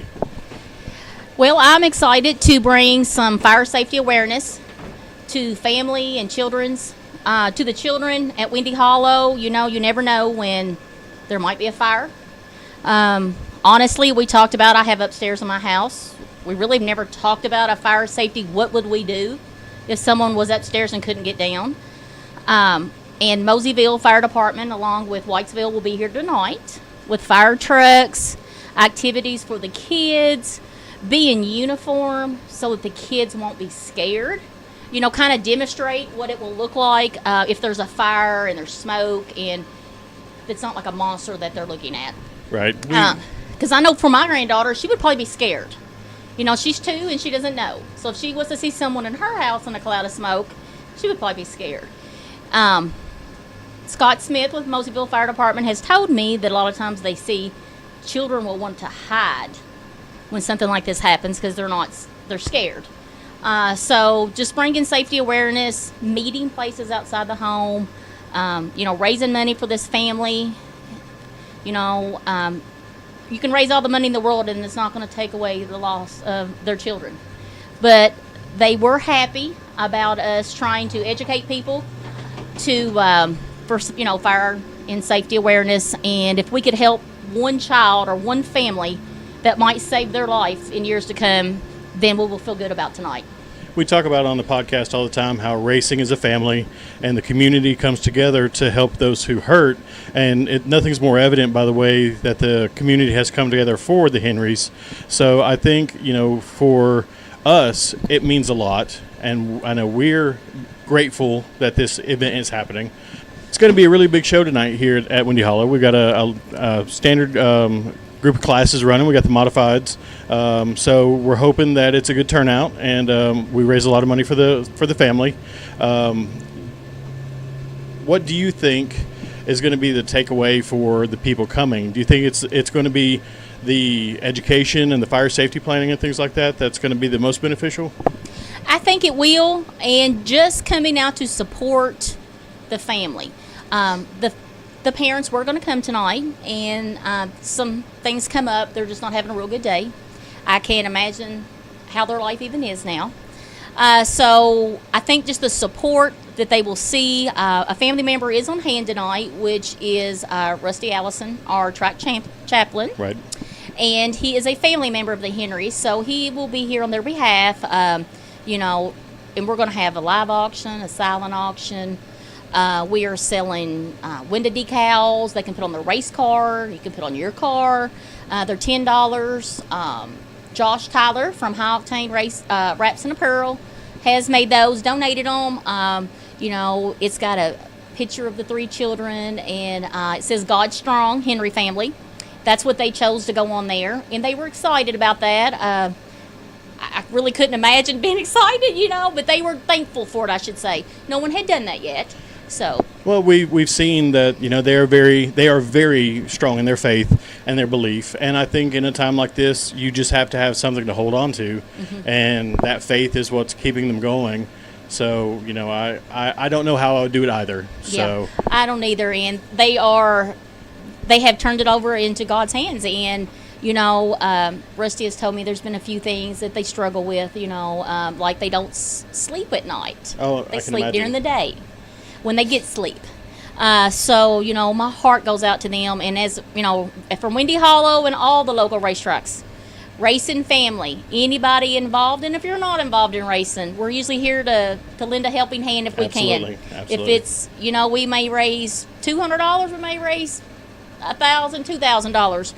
But if we can also just educate someone in the fire safety, the family was really appreciative about that. That's big with them right now, because if they said if they had maybe a little bit more training for their own family, that things might have, maybe something had went different. Sure. You never know. Absolutely. So from our racing family to theirs, we want them to know that we're praying for them. We're thinking of them. We will do everything we can to try to educate everybody for fire and safety, and just keep on continuing to pray for them. Absolutely. Well, Misty, we thank you for your time, and hopefully it's a good turnout tonight. I hope so. Thank you. Thank you. And we're back from the break here with Tim Banks. And Tim, we just heard all about your motocross background and running on the dirt. And I think maybe we need to move into some asphalt stuff. And so when you transition from your motocross days, where do we go from there? When I turned 30 years old, I was still racing motocross. But when I turned 30, I thought, I had a big vision. I'm going to start racing cars. I'd been helping Mark Green a lot and Jeff Green a lot, and hanging out to Whitesville a lot. And me and Chris Roberts have been around that racetrack my whole life. I mean, not our whole life, but a long time. And we'd always been out there playing. I said, I'll just go ahead and build me a little car out there. Well, I go out there first year. And the thing about the first year you go racing is they don't tell you all the tricks. No, they don't. I can tell you that. They just tell you what they want you to know. I feel like I could have won the first championship that first year I went, but I was told a few things I could and couldn't do, and I lost a few points, and I lost the championship by maybe 2 or 3 points to Hudson boys. So some people might know those names. Yeah, maybe. So the next year I come back and I knew all the rules. And maybe a few more tricks. And I played all the tricks and all the rules and knew all the secrets. And that year we won championship by about 100 points or more. So just came back and lost it by a hair and then dominated the next year. Yeah, the next year we dominated it. We won a bunch of races, had a good time. But I wasn't having a good time because I really, like I told you earlier, I like traveling. Right. And me staying at the same racetrack every weekend was just kind of rough on you, huh? That's the hardest thing in the world to do is try to track race. Yeah. Especially if you want to learn something. Yeah. Because you're not learning nothing if you just run the same track over and over and over. All you're learning is bad habits usually. Right. So now, did it go straight into race cars from the motocross, or did we get on did you go to superbike racing then?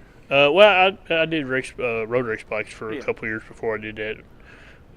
Me and Chris Roberts, we raced all over the country with that. We raced all the WRA races and some AMA Pro races, and I enjoyed that. I got hurt pretty bad with that, like the third year I was doing it. Ground all the flesh off my knees and my butt one night. Just that asphalt's a pretty good bit of sandpaper there on the hide. Yeah, especially when there's 2 or 3 bikes trashed on top of you all the time. Yeah. So I was leading a bunch of points when I did it, and I won a bunch of races, and got hurt real bad in St. Louis, and I was out for probably 3 or 4 months. The first race back, we come back to Charlotte they call it the Roval now, but back in '79 it was just the Charlotte Motor Speedway road race course. Right. And we went there, and I won a superbike race in WRA superbike race in '79, which was the Nationals at the time. That was my first race back after getting hurt. I started in the back of the race thinking, first race back, I better be cool, don't want to tear myself up. We went down in the first 2 or 3 curves, started pouring down rain. There was bikes all over the track.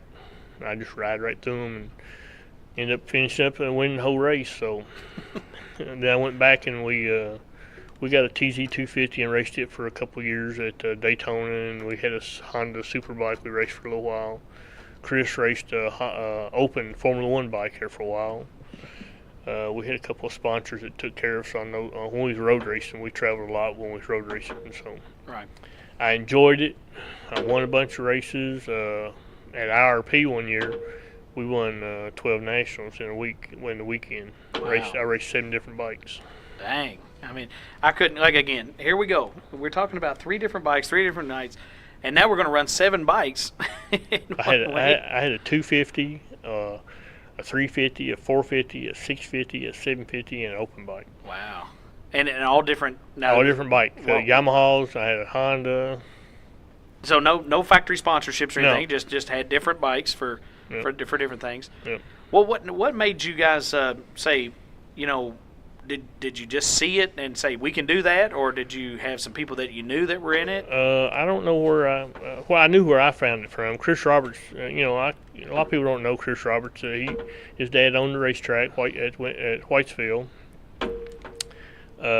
He come up to. He's the guy I run over with on the motocross track. But he come up to me one day at the Suzuki shop when we was working. And he said, "Man, I'm gonna start road racing." And he went and road raced for a year or so. And I don't know, something hit me one day, and they said, "Well, I think I'm gonna go too." So I bought a cheap old bike, went to Charlotte. My very first road race was at Charlotte, North Carolina. And I think everybody there was about to have a heart attack. I was out there dragging my feet and everything else like a motocross bike. And then like 2 or 3 years later, we come back and won the whole thing. So, but I learned a lot. I did we did Mid-Ohio and Road America, and we did a lot of big places that nobody ever heard of around here. And I think, I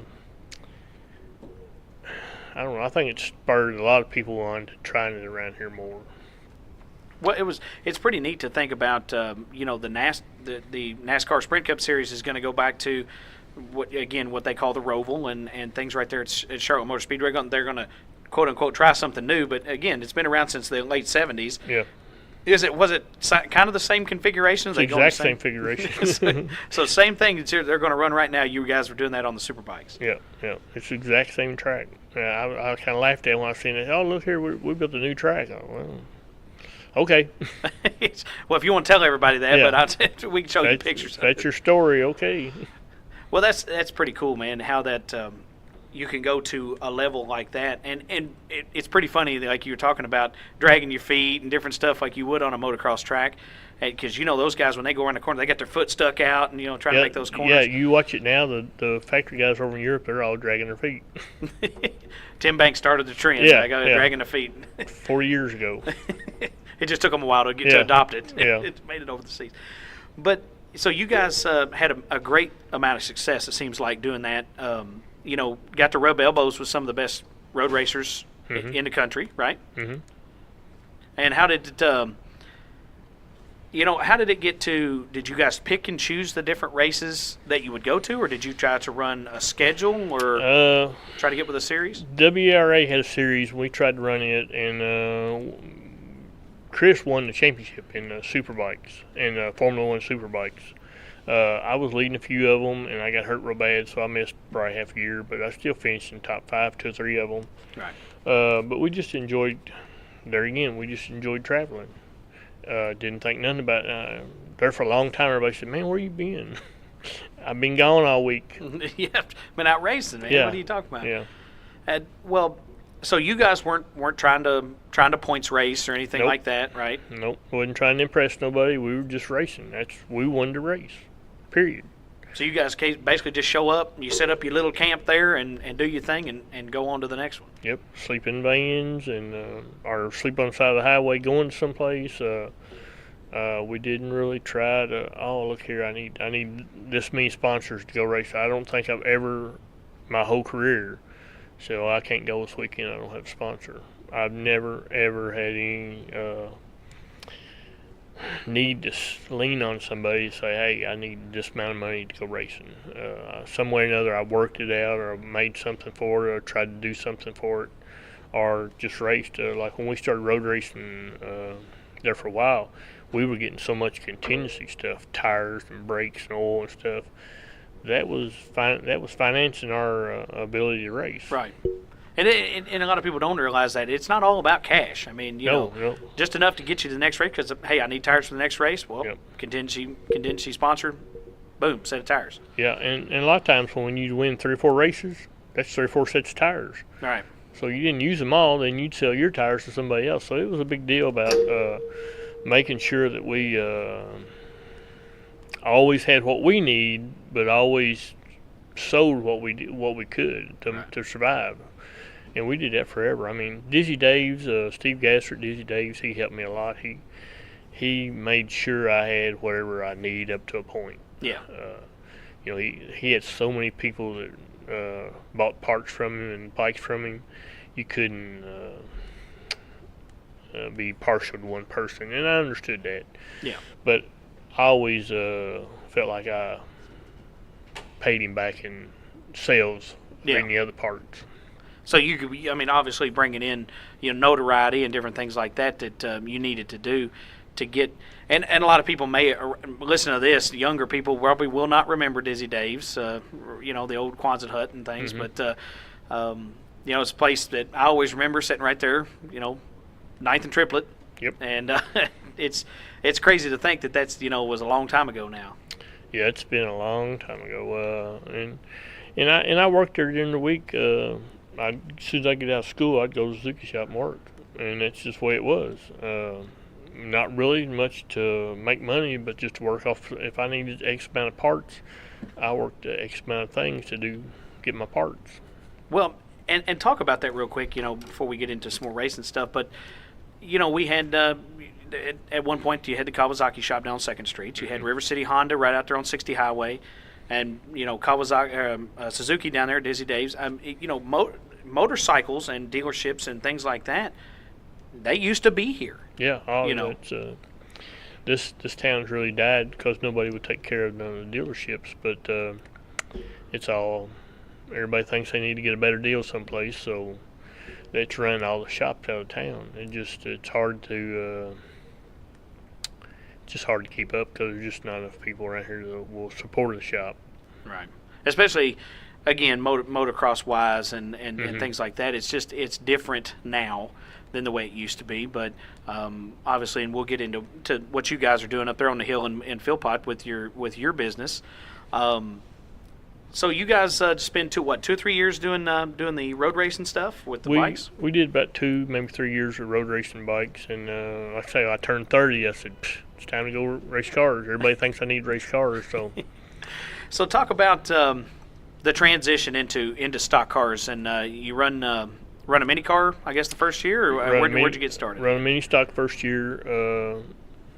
I built a motor and a frame, and I'd already been building some stuff with Jeff Green and them. I knew what was going on. I just didn't understand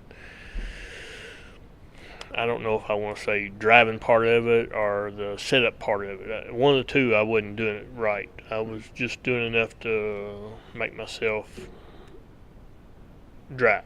Yeah. Get on the track. Yeah. You know, when you get from a motorcycle into a car, it's two different worlds. You can still use your ability to be aggressive, but you can't use your ability to be balanced or anything like that. Or, you know, outbraking somebody on a motorcycle means you pass him 20 foot. Outbraking somebody in a car means you might be crashed into a wall. Right, right. So it made a big difference. I had to learn pretty hard there for first year. I felt like I was driving okay, but I wasn't rule booking it properly. Right. So, you know, learning curve wise, you've got to take a lot of the stuff you knew about racing, and obviously you can't really apply it. You know, maybe a few things, but most of the stuff, it was just all brand new. I mean, you know, again, you talk about how it was basically all rider, you know, on your motocross days or your bike days. Then right now you've got to have the car. It's got to be set up. It's got to be weighted properly and balanced, and the motor and this and that. So it's a lot. It's a lot higher benchmark, I feel like, learning curve wise. It is. It's a massive undertaking because you have to know every bit of it, not just a little bit of it, and you can't really rely on somebody else to tell you everything because they don't know half of what they know. Yeah, they just heard something somewhere. Yeah, I read someplace on the mag, you know, and it just wasn't. I like to, when I'm doing something, I like to get into it eyeball deep and know everything there is to know about it, know everything there is going on with it. And I was trying to make a really nice car, and I was going by what I was told to do, but points-wise and stuff, I wasn't being told what I need to be told. Because I didn't have nobody with me that knew. They were just, it was just me. Right. I was, and like I say, I wasn't calling on people to say, hey, come help me, or come do. I wanted to do it myself, and it's a learning curve that's really bad. Right. But it's a learning curve you'll never forget. Oh yeah, and I think that's a lot. It kind of holds true. Is you know, we talked about they're not going to tell you. They'll tell you some stuff, but they're not going to tell you everything, because obviously, you know, people will help until you start outrunning them. Yeah. And then it seems kind of like the help might dry up just a little bit. Yeah, and it's true. I mean, I had a lot of people help me. I mean, like I say, I was well known for racing motorcycles, so they automatically thought I was going to be a nut in a car. But you know, racing motorcycles is not being a nut. It's racing motorcycles, and it's just more fun, I think. But when I got into a car, it was just kind of like I was trying to not do nothing silly, right, and keep myself going right. And I felt like I'd done pretty good, but I just never could get myself to where I thought, this is what I want to do the rest of my life. Yeah. It was just something I was trying. I was enjoying and having a good time. But the part about staying home was really killing me. I like traveling, so I ran at late model one year. I raced 2 years of mini stocks, and then I raced late model the next year. Well, being I'd won a NASCAR official race series, you could get a IMSA road race license without having to go through all the bullshit. So what I did was I just signed up for an IMSA license, and my next race was at Daytona. Well, I mean, if you're going to go anywhere, by golly, why don't we go to Daytona? You know? I went from Whitesville to Daytona in a road race car in 30 days. So now, you ran just asphalt late models, different places. Now, tell us. Well, I'll tell you what. Let me take it back just a minute. Tell us about that first car that you were building for Kentucky Motor Speedway there in the mini, what they would call the mini stock, mini modifieds. You know, what kind of cars were you guys working on then? Well, back then everybody was taking Pintos and stuff like that. Well, I'd been messing with the greens, like I said, and they were all running tube frame cars. So I'm a tool and die maker by trade. So I built pretty much a mini late model inside of a Pinto. Wow. So it was fly, and it handled good. It flew. It was fast. when it was right, you couldn't touch it. And I knew a little bit about motors, so I built my own motors. I ported my own heads. I built my own pipes. I just did everything I thought. I didn't want nobody to touch what I was doing. Right. Ernie Payne, Brad's dad, he helped me a little bit on cams and stuff with the motor because he was a big 40 guy. And we built some fast Pintos. But then I got into late models with V8s, and I wasn't having no fun with that because it just, everybody's wanting to spend $20,000 back then. Yeah. And I couldn't see no future in racing $20,000 motors out at Whitesville. Yeah. It didn't make no sense to me. Well, and super late model, pretty much the benchmark.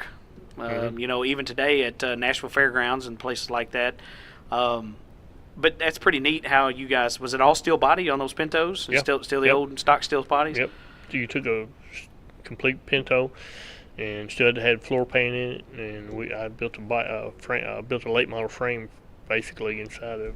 Well, that was pretty neat because when we had Paul Dornberg on, and a guy you might remember from those days. I helped him do that. Well, look here now. Well, now, would he say the same? No, yeah, I think he would. He will. Paul's a good guy. I worked with him. He was my boss at General Electric for 10, 15 years. Well, then you had to do it then. This is your boss. Yeah. but yeah, some of the pictures we got to see of his old mini modifieds and things like that. I mean, just wild looking things, and those VWs and things. And that's pretty neat. How we think about a mini stock now, and we're running Hondas and Neons and things. It's just so much different back then. Yeah. Yeah, those rear wheel drive cars in, and everybody's running front wheel drive. That little Pinto, man, you start that thing up and it sounded like crotch rocket running. It was bad. It was bad. But a lot of fun, obviously. It was, and I enjoyed that car. I probably enjoyed that car more because there just wasn't that many people that were able to do the little things to it. Once you got into a V8 to a late model car, everybody's willing to spend more money on them. Oh, yeah. And it was not as much about what I can do as what I can spend. Yeah. And once you get into that, you're losing you're losing all the fun of racing. Right. When somebody comes in there and just throws money at stuff, it's no fun. While it does take money to race, we all know that, and we all know it's an expensive deal. Yep. But it doesn't. I guess it doesn't have to be. It only has to be as expensive as it needs to be, not it could be. And has to be and could be are two different levels. And when could be money comes in and starts busting down the has to be money, it gets out of hand real quick. Yeah, it's just part of life. I mean, just like Winston Cup stuff now, they don't need to be. You don't need a $500,000 car to race if you don't want to. No. It could be brought well back. Yeah. But like I say, it's when you start running late models, you are at everybody's got money. Yeah. And then I started road racing them cars. It was like they was letting us build a few cars, and they were kind of cool with it for a while. And there was a small group of guys that built cars to road race GTO class. And the last couple of years that I raced, they got to the point to where they wanted the factory involvement. So they told everybody that, like me and two other shops, said, you got to build 2 cars this year. We're going to take 1 car and crash it, see if it's crash worthy, and then we'll let you race the other car. So we're going to have to build a whole car just to crash it. So we're going to have to build 2 cars so you can tear one of them up. Yep. So that was right there, writing on the wall right there saying, hey, we don't want you here. Yeah. And that was cool. I mean, but I still got that. We spent a lot of time having fun. Going all over the country. Went to Long Beach, California. Went to Daytona 8 or 9 times. Raced Watkins Glen 4 or 5 times. Raced Mid-Ohio. Raced Watkins Glen. Road America. So what kind of cars were you guys involved in then when the road race series? Tell us about how those cars, what types they were. They're basically then the GTO cars were tube frame fiberglass body cars. Right. Didn't have a person like a certain make on them, or just No, well, not like prototype style or anything like yeah, that. the white one I had that we raced with the Jasper car, it was that was an Oldsmobile, but it was all carbon fiber. We'd bought it from another team, and we bought that body, and I built the frame and all the suspension and everything by myself. So we just tried to put nickels and dimes together, and we still showed up and we raced, and that's all I can. To me, that's all I wanted to do. Yeah, I mean, you can't worry about winning until you're there, and No. I mean, you can. We Go run your race. We sat beside Paul Newman and all them that one year he raced. I'm car 72 and he's car 74, so we're in line with each other. And we was with him all week, had a good time. We're all both racers. There's nobody saying, "Oh my God," we were just two racers. Well, I've always heard that about some of those guys, movie stars and actors and in different places. They come down and they race like that. They're just another guy that's there racing. I mean, everybody don't treat them. Oh, we got to get your autograph, and it's just another guy that's racing. Just hang out with them. Yeah, the guy who used to be the lead singer for AC/DC, he roast raced some with us at Watkins Glen. I mean at Sebring, and I didn't know who he was. Didn't care. He's just another guy racing. Yeah, he just had a golf cart one time when I needed a ride. And he gave me a ride, and we talked, and next time we seen him, we was racing, and the next time I seen him, he was doing TV interviews. I said, what's your deal? He said, you don't know who I am? I said, no, I ain't got a clue. Don't even care. Don't even care. You're just a race car driver. Yeah. That's all it is. And that's the way I lived. Everything I've ever done, that's the way I've done. I don't. You're not going to impress me by who you are. I don't care. I mean, great that you're a good guy, but I'm just doing my thing. I'm trying to have a good time. I'm not bothering you. I'm not going to kiss your butt because you're somebody. All right. Well, I mean, tell us about the formats of those races. Now, was this when you were getting into the? Were they the 12-hour races, or were they the 24 hours? Yeah. So you had to have multiple drivers, different things. There for a couple of years, we rented out. I had two cars. We rented out to. You'd have four people in each car, and I would rent out a few cars. And we had a bunch of French guys come over and ride with us, a couple of German guys, and a couple of people from Vietnam, and they would pay to have a ride with us. And a lot of them guys were showing up were used to racing production style cars. And they'd get in the car that had 600-700 horsepower. They were freaking out.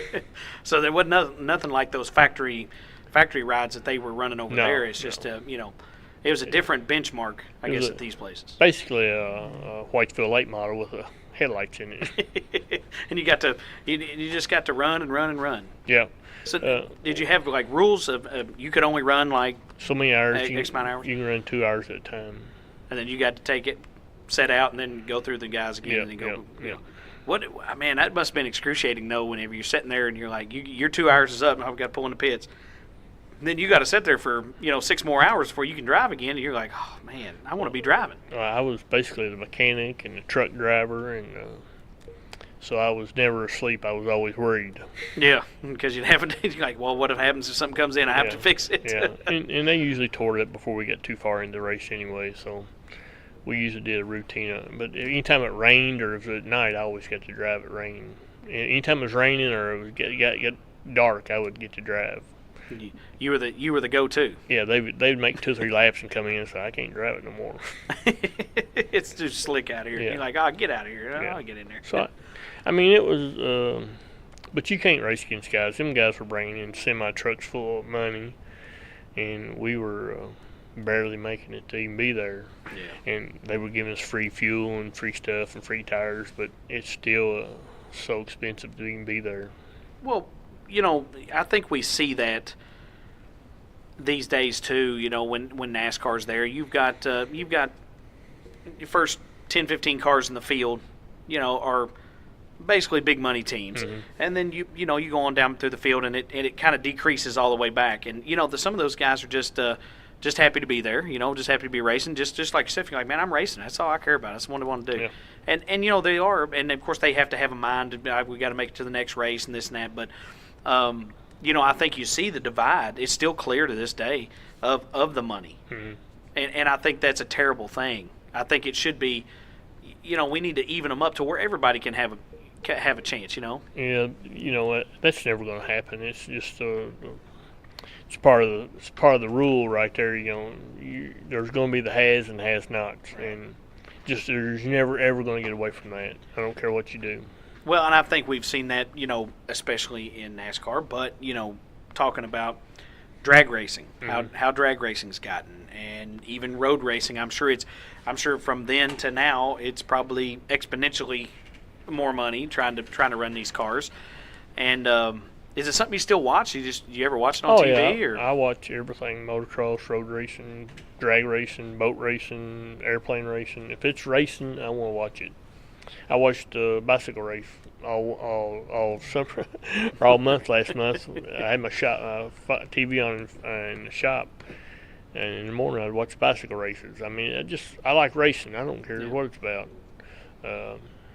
I used to go out Windy Hall a lot, and I used to go out to Whitesville a lot, but I got so much other stuff going now with my shop and doing bike shows. I just kind of slowed down on the actual showing up to car races. Yeah, it does. Life does get in the way sometimes, especially with family and things, and talking about being around your grandkids, and that's important to you. And it's maybe not racing so much anymore, but maybe you can have that knowledge and stuff to push them up there. Yeah, I've got 6 grandkids right now. They all love motorcycles, but I don't think they love motorcycles. Yeah. I don't think they're in love with motorcycles. They're not thinking, "Hey, I'm gonna."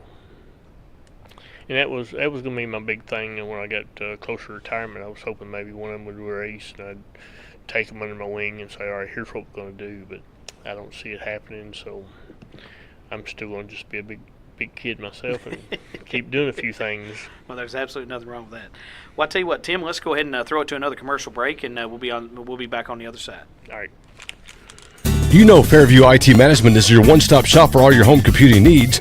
But did you know they are also one of Owensboro's leading business automation services, offering network automation, system administration, and remote managed support? Fairview IT Management can become your help desk to help you reduce staffing costs and keep your bottom line low. Give Gabriel Kirtley a call at 270-228-4339 for all your business technology needs.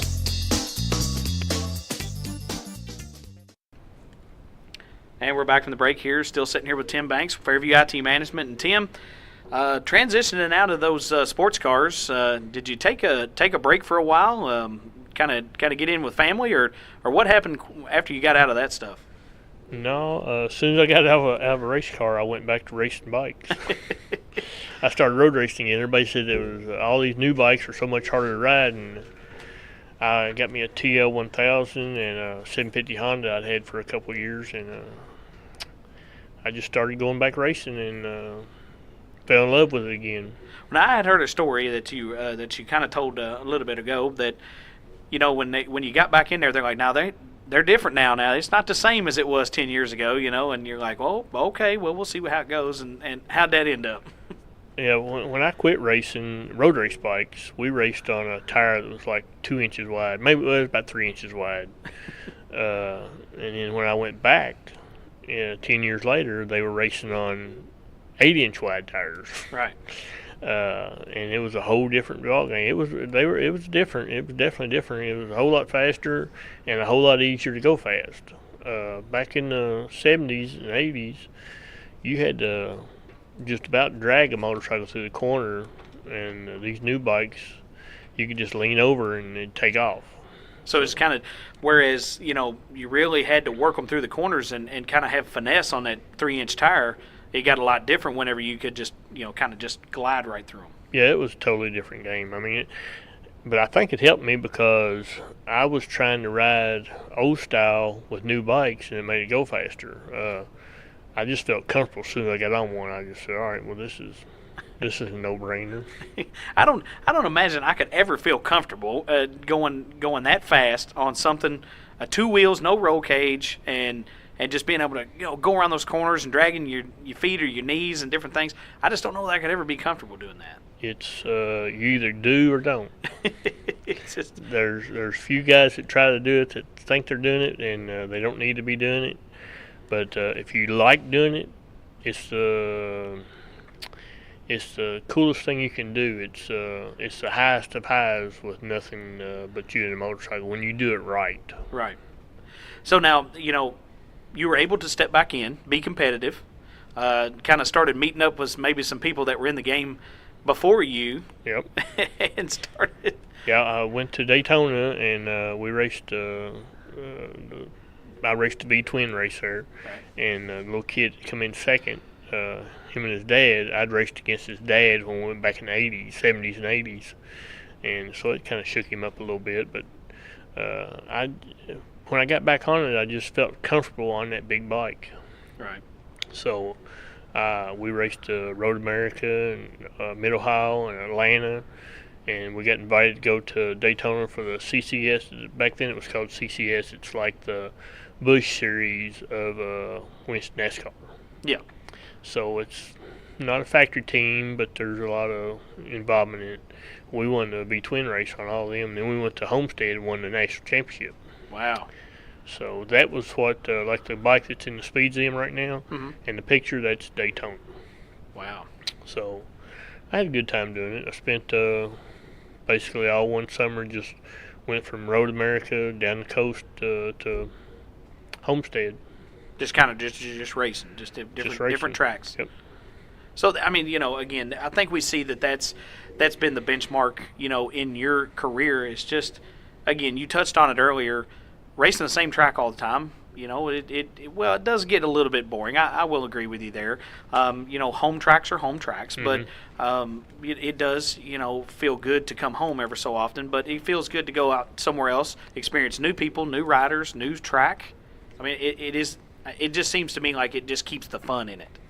To me, it did. I mean, I get bored real quick, and for me, it wasn't really the traveling, and it was just a matter of trying to go fast on a different track that you hadn't seen before. Right. It's like riding in the woods, basically, but with some kind of a. I just enjoyed it. I don't know. It's hard to explain that you either really, really like to do it or you don't. A lot of people don't like surprises. Right. And you go to a track that's got something in there new that you haven't been on before, it's a big surprise. Right. And I think I must have really enjoyed that because I would try not to race the same track more than once a year. Yeah. Unless it was just they wanted you to, but I mean, I tried not to go to it twice. So you never got blinded by big money races or different things like that. It wasn't just if it was an event there. Okay, well, we're just where we're going to go. I raced it. That's back in my younger days. That's probably was the biggest problem. I would never stay in Kentucky. I don't even tell me Kentucky races I could have won if I'd stayed in Kentucky, but I just I'd raced a couple races in Kentucky and I'd go to someplace else. Same thing was going on with the road races. I just wanted whatever they said was the best race. That's where I wanted to go. Right. Well, and again, we touched on that earlier too. It's important to find that level of competition. Because each track, and I know a national circuit would be different than say local talent, but each track has got their hot dog. And I guess you could say that. And I guess on a national level, these guys are coming in, and there's going to be a guy from, just say, this guy's from California. He comes to Road America, and that's his track. I mean, he loves it. He always races well there. And that's the guy you want to be, competing with. Yeah, if you're not competing, if you're not even looking to try to be with the best guys, there's no sense even going. I mean, you're just wasting your time. You may not be wasting your time, but you're just enjoying yourself. Right. If you're physically chasing the best, fastest guys, you're trying to learn something. Right. You're just trying to learn, and that's how you go faster. Well, again, that's what we said earlier was those guys are where they're at for a reason. Yeah, and yeah. it's because of some reason. Yeah. In cars, it's got to be they're there because they may pay more money, but with motorcycles, it's a whole different game. It levels the field out real fast. You cannot buy a road race win if you can't ride. Right. Doesn't matter what kind of equipment you're on. Don't matter what kind of equipment you're on. If you're not the best or better rider, you can't take. A guy with a slow bike can beat you if he's fast. Right. Just because of he can get that slower bike through those corners, and we do hear that sometimes in stock car racing is the fastest car don't always win the race. Yeah, that's true. It's true. It's just hard to make a lot of these guys understand that they either want to throw money at it or ride stupidly or drive stupidly, and it's not always how you win things. Right. Well, Tim, you're the owner of Cycle Works Choppers, right? And right here in Philpott, Kentucky. Well, we're in Owensboro right now, but in Philpott, Kentucky, and tell us how you transitioned to be like, I want to have my own shop. This is what I want to do. Well, when I was road racing bikes, I had a small. I did a lot of repair, but when I was racing road race bikes, the contingency stuff was coming up again, and we had so many tires and brakes, and that we were selling so much stuff that we were just kind of a under the radar shop. Kind of your own mobile business there. Yeah. In 2001, I broke my arm real bad. I was getting myself back in shape. Was racing motocross bikes, trying to stay in shape. I was going to build me a bike to run the Daytona 200 in 2001. Right. And I broke my arm real bad and lost all the feeling in my arm for about a year. So they went back and replaced all the nerves in my arm, got my arm working better, but I could not race. You can't. I couldn't control the throttle like I needed to on a big bike. Right. So I slowed that down and moped around there for a couple of months. I said, man, I need to do something. So I started building choppers. Right. I built my first chopper. That was in 2001, and I just it's another one of them things. The competitive part of me come out, and I said, oh, so this guy's building this bike. I'm gonna build this bike. So I got to doing that. And the first thing I wanted to do was go to a bike show, and then then the rest was nuts after that.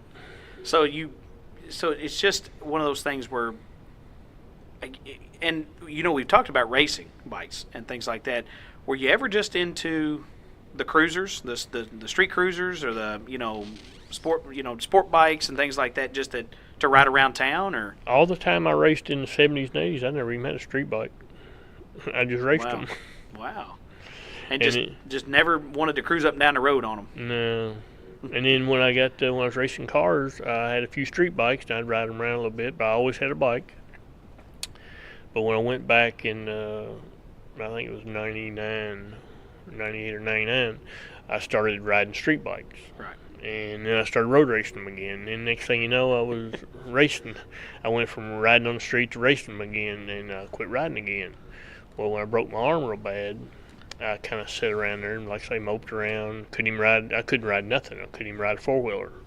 My arm was basically dead. And so I spent a year designing this choppers and stuff, kind of thinking what's going to happen if I can't get this arm moving, I won't be able to ride it. So when they finally fixed my arm where it was good, I was riding on the street, but I'm still competitive. Like right now, I ride every day on a cruiser bike, and I don't feel like it's something. I don't do it for. I really don't do it for freedom or, oh yeah, I'm riding. I just do it because that's what I do. Yeah. I don't even think nothing about it no more. Right. You just get on and go. I'm on a motorcycle. Right. Got to run up to the store. Get on the bike. Yeah, I got to go get something on a motorcycle. I don't even think about it no more like I used to. Some of these guys, oh yeah, we're going riding this weekend. Man, I ride every day. Yeah. I don't have to wait for the weekend. Yeah, I ride every day. And that's the biggest part for me. But then when I started building bikes, it got to be a competitive thing again, and it's really competitive in that. Well, I couldn't imagine, and again, we see all these shows on TV in different places where you've got biker build-offs and different things. I know you guys don't necessarily get into all that type of scene, but you guys build them to go show them, and it's not a lot of the drama and things maybe you see on TV or they try to portray on TV. Yeah, most of that stuff was, and I was on the list to be on one of them, but it was just I don't drink, don't smoke, they said, man, there's just not going to be nothing we can do any drama about here. I said, so okay. But I just enjoy building bikes. I mean, I would do the same thing in motorcycle, building show bikes that I was doing racing originally. Is I'd build it, roll it out there, walk off. Right. I wouldn't get out and have a big show for the crowd or nothing like that. I wouldn't talk to you. I don't care what you think about it. If everybody likes it, they'll vote for it. But I didn't really want to. I didn't want to butter you up to make you think that I want you to look at my stuff better. Right. I just not my right. That's not me. Well, I think that's important for, and we'll talk about a couple of them here in a minute. But we've seen, and being local here, we've seen the kind of quality work comes out of that shop at Cycle Works Shoppers, and it's one of the things that it's second to none, even on the national stage, because those bikes are beautiful, and they're pieces, they're works of art. I mean, they're built from the ground up, and I kind of think that maybe, and correct me if I'm wrong, you roll it out there for the show, all the cheers and adulation, you turn around, you walk off, you're going to let that bike do the talking. Yep. The Marine Corps bike, of course, everybody knows about the Marine Corps bike. The Marine Corps bike has basically been seen all over the world. Right. It's been in a couple of magazines in Germany and in Switzerland, and Russia's had an article on it. I mean, it's been around the world. Right. Me physically, I've been around the United States with it. Right. We went to all the military bases. Some of the biggest stuff that's ever happened to me with that bike, it's got the flag off the White House. Right. It's just had so much stuff done with it. The two biggest things ever happened, though, we was at Sturgis, South Dakota for Big Sturgis. Right. And my tractor trailer has that bike on the side of it. And these two kids come up to me and said, "What do you know about that bike?" I said, "Well, I own it." I know a little bit about it, I think. He said, we stood guard over it at Quantico, which is national headquarters for Marine Corps. So we stood guard over that at night while you were gone. Wow. And that right there was probably the coolest thing that's happened to it for me. Right. But I have took it to shows and have guys stand there and look at it and just cry and talk about it and tell me what they know about it. And it's been a big deal for me. I mean, I personally, when I built it for Toys for Tots for the Marine Corps here in town. Well, for anybody that doesn't know, Toys for Tots, every year for children that may not have a Christmas and are not fortunate enough to do so, and the Marine Corps League is the standard in that, and that's their thing, and you guys were able to, take that showpiece and incorporate it into it. Yeah, it's been to Washington to the Marine Corps headquarters 2 or 3 times, and they built a dog tag for it. It's got its own dog tag. It's a part of the United States Marine Corps. Wow. And we had a good time with it. I mean, I traveled everywhere with it. Even today, I can roll it out to a bike show, and everybody will stand there and look at it. It's just, there's 1 million people that watch it on one of the Facebook sites that it's on. Right. And I usually get somebody always sending me something for it, no matter what. Right. So now, I want you to talk about how that bike came to be. Now, was that just sitting around in the shop one night, you had a dream or something, and you're like, I think this is important. I think this is what we need to do. No, I had been working with the Marine Corps for a couple of years with Toys for Tots. Me and Jimmy Rhodes have been doing a show for Toys for Tots, and I've got a red trike. Right. And we were putting a red trike in the show every year, and we put a Marine on it and have the girls come by and take pictures with it, and they would generate money for Toys for Tots. Well, they had they call it a battle coin that they give out to all the different Marine Corps guys. Will have you a battle coin. Well, Randy Fitzgerald had this battle coin that came from Iraq. Right. He said, and they were up there auctioning it off, so we kept bidding on it. Finally, it was $300, maybe $150, and I think it was 3 of us bidding against it. And the auctioneer said, "Tim, what are you going to do with this? Why do you want this coin?" I said, "Well, I'm going to build a motorcycle around it." And immediately, everybody quit bidding and put all the money together. That was on like November the 1st or 2nd. And basically, I had no idea what I was going to do, but I kind of had an idea I was going to build something around that coin. So the next morning, I went to Nashville, Tennessee, and was looking around some stuff at a bike shop. Right. And for some reason, it just hit me like a ton of bricks what I wanted to do. Right. And I came straight to the shop, shut the shop down, blacked all the windows out, started building this bike. Super secret. Yeah, I started building this bike. 3 people only seen it before we unveiled it. Right. And we built that thing in 30 days. Wow. We just I had 3 or 4 people help me really good with it. That was really in tune with what I was wanting to do. Steve Ray did the painting on it, and if you ever look at the painting on it really close, it looks just like a jacket.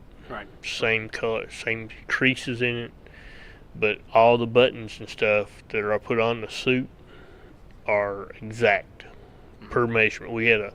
I'd got a Marine Corps dress manual, and I measured all the buttons. And I've had guys that are in the Marine Corps walk up and measure. They measure with their fingers, and they measure how far the buttons are. And I've never had nobody walk up to me and say, "That ain't right." Because it is right. It is right. And that was the biggest deal. I mean, that thing is, we built it in 40 days. We didn't let nobody see it until we unveiled it over in Evansville. We'd had probably 400 or 500 Marines show up to the show. Said, we're going to do this. And we had 2 of them fly in with fighter planes. Wow. And kept coming over, man, we'd like to see us playing. We'd like to see us bike right now because we have to leave. Right. I said, man, I'm not letting nobody see it. And we had it under a big parachute. And finally, they started pulling rank on me. I said, listen, we got to go. So we took them over and held it up and made sure nobody else could see it. And they got down they were pretty moved with it. And they ended up staying there for the unveiling. They must have had to put a call in or something and said, "Hey, listen here." They stayed for it. We got some jet trouble here. We're gonna have to delay it a little bit. But that was Steve Ray and Eddie Smith and I might know that guy too. Yeah.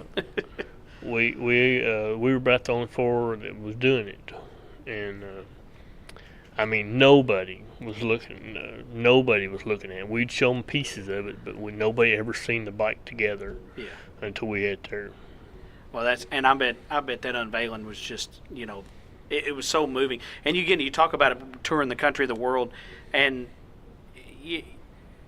it's not necessarily, like the moving wall or anything like that. It's just it's a little different, but it's just moving to those Marine Corps members and knowing Marines. My dad was actually in the Army, but we talked to it, and it hits home for us too because it's right here in Kentucky and in Davis County, and you guys brought it down one year to the American Legion when it was downtown, and actually they had the Marine Room. It was part of the American Legion, and it sat right in there with, it was cordoned off, but you could come in and see it.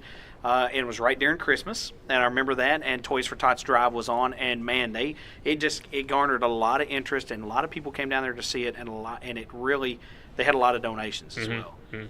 If you go on a couple of them websites, we've got a video of it being on a turntable at Easy Rider Show in I think we're in Columbus, Ohio, and you can just see it's 4 or 5 people deep all the way around it. And to me, that I don't care what kind of trophy they give you, that's my trophy. Yeah, that's it. I don't need nothing else. Right, I get to take that home. That's mine. Yeah, and they the first year we had it out on tour with Easy Rider, it won a few shows, it won a few overalls. But when we was in the top 20 bike build-off, everybody was standing around that bike. We didn't win nothing. And Easy Rider guy came over and said, "Man, we don't do political bikes." Wow. And that was probably the second to last time I went to Easy Rider Show. Kind of takes the air out of your sails, when it gets like that. And I showed him the video. I said, "That's what I need. I don't care." That's right. I've got this. Yeah. I know who won. That's right. I don't need to come to your show to see. Yeah. And I think it's doing still pretty well for itself. It does. I guarantee you I can take it anywhere you want to go. You just set it up front, and people will notice it. Oh, yeah. Absolutely, and it's a beautiful bike. And just where you're talking, and I'm glad I let you describe it because you can do it better than anybody. But it does look like a Class A dress blue Marine Corps jacket on it. Yep. And it's just a beautiful bike front to back, and it is one of those benchmark things where I think that's while you have done other builds, that's always going to be the one. The gas tank actually looks just like a uniform. I mean, like your chest. Right. That's the big thing, because when you look at it, you think, well, that's the breastplate of a jacket. Right. And that's the gas tank. And it's not necessarily, because I guess anybody could put a Marine Corps emblem on there, Yep. or just say Marines on it. And you wanted to float something different. Mm-hmm. And I think it shows. I mean, it just was like, you know what, it's not going to be like anything else. Yep. And it hasn't been, Nope. nor has it been since. No. I still get people. The Marine Corps unit up in New York, Washington, they call me every Christmas, want me to bring it up there, and I keep trying to give them excuses why I don't want to be there. But it's just so hard to get up there. It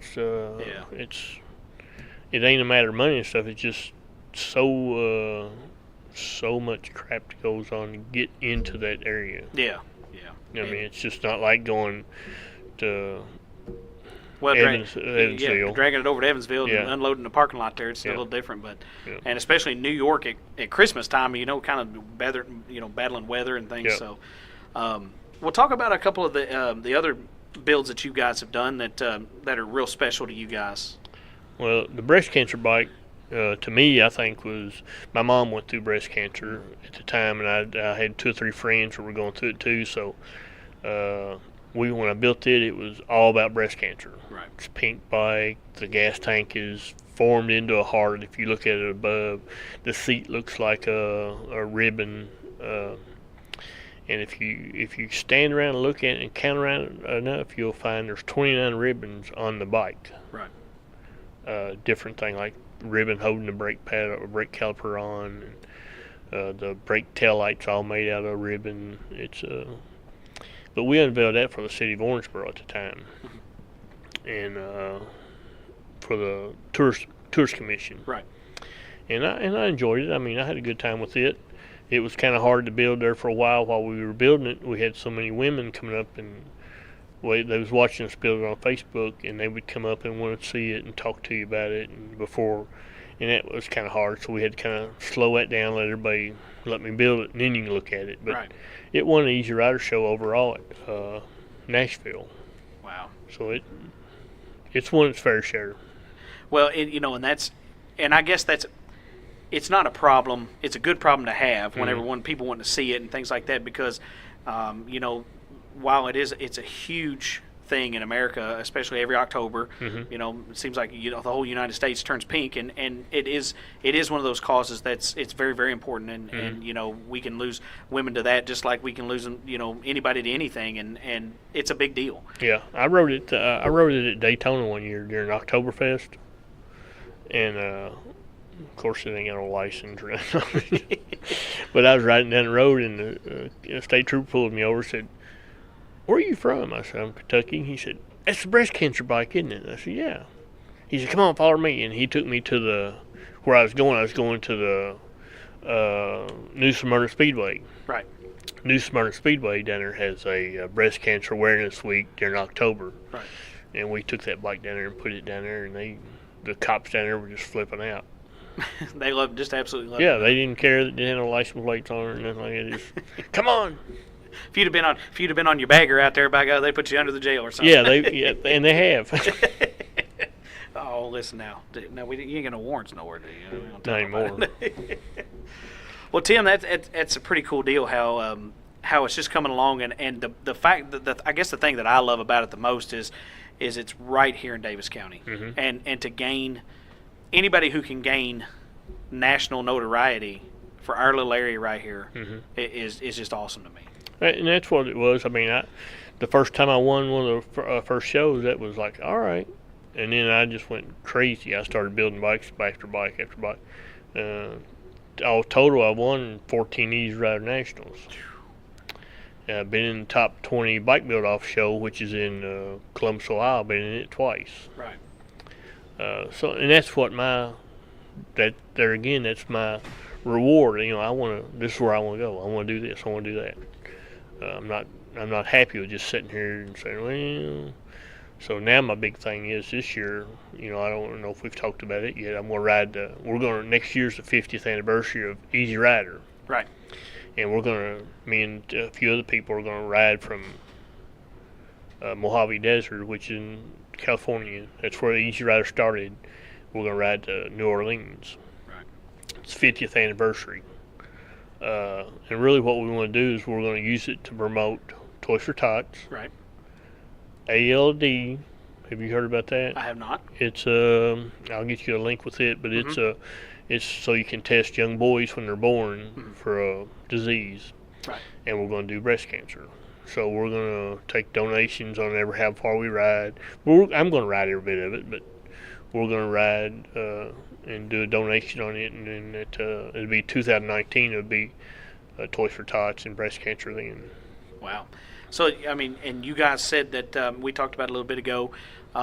You guys are going to try to cover it all, try to get a lot of exposure for it to make sure that it's, and of course, putting the Easy Rider's name on it anyway is going to bring exposure to itself. But you guys are wanting to really make it a big deal each stop and different things and show that stuff off. We're going to show that you can take an old bike and ride across the United States. We're going to have a sport team and stuff, but we're going to ride from California to New Orleans just the way that they were supposed to have rode it during the movie, which, they didn't really ride it, but we're going to ride it and prove that you can ride it. Like I said, I'm getting older, and this is kind of my last competitive thing to do. Well, and that's good to never lose that competitive drive, to always strive to make things better, and obviously, we talked about how you didn't really promote yourself and things like that, and you don't like to get out there and toot horns and things, but I think that you can do promotion and it doesn't have to be about all the talking. Yeah, and I think the bike, of course, if you've seen me like my burnouts now, I do. Everybody goes nuts when I try to do a burnout. So my burnout thing anymore is I've kind of calmed it down, but. If you go to Daytona or Sturgis, they want to see me do a burnout. So take some extra tires with us. Yeah, take me away to get back to the shop. Yeah, to try to get a little trailer or something. But and like I say, the bike is always, both the motorcycles and all my motorcycles I've had have always tried to promote themselves, and that's what I want them to do. Right. If I got to blow your horn, if I got to blow my horn to show you, I'm not doing something right. Right. And while your craftsmanship, your time, and and the money you put into it, I mean, it just speaks for itself, and they know, because the Cycle Works name is on it. It's an instant win for you. Yeah, I mean, I've been invited to go to a bunch of places. All my stuff I've done with all my rallies has been invited from them bikes. Right. Me being invited to be at a certain place in Big Sturgis was strictly because of what I've done with my bikes. Right. So I always had a place at Big Sturgis. I always had a place at Daytona, and it was because of the bikes. Well, that's pretty neat how that you're in that group. These guys do this for a living, and they do, and as well as you do now. But they do this for a living and national stage type stuff, and they go to every one of these things, and to where you're.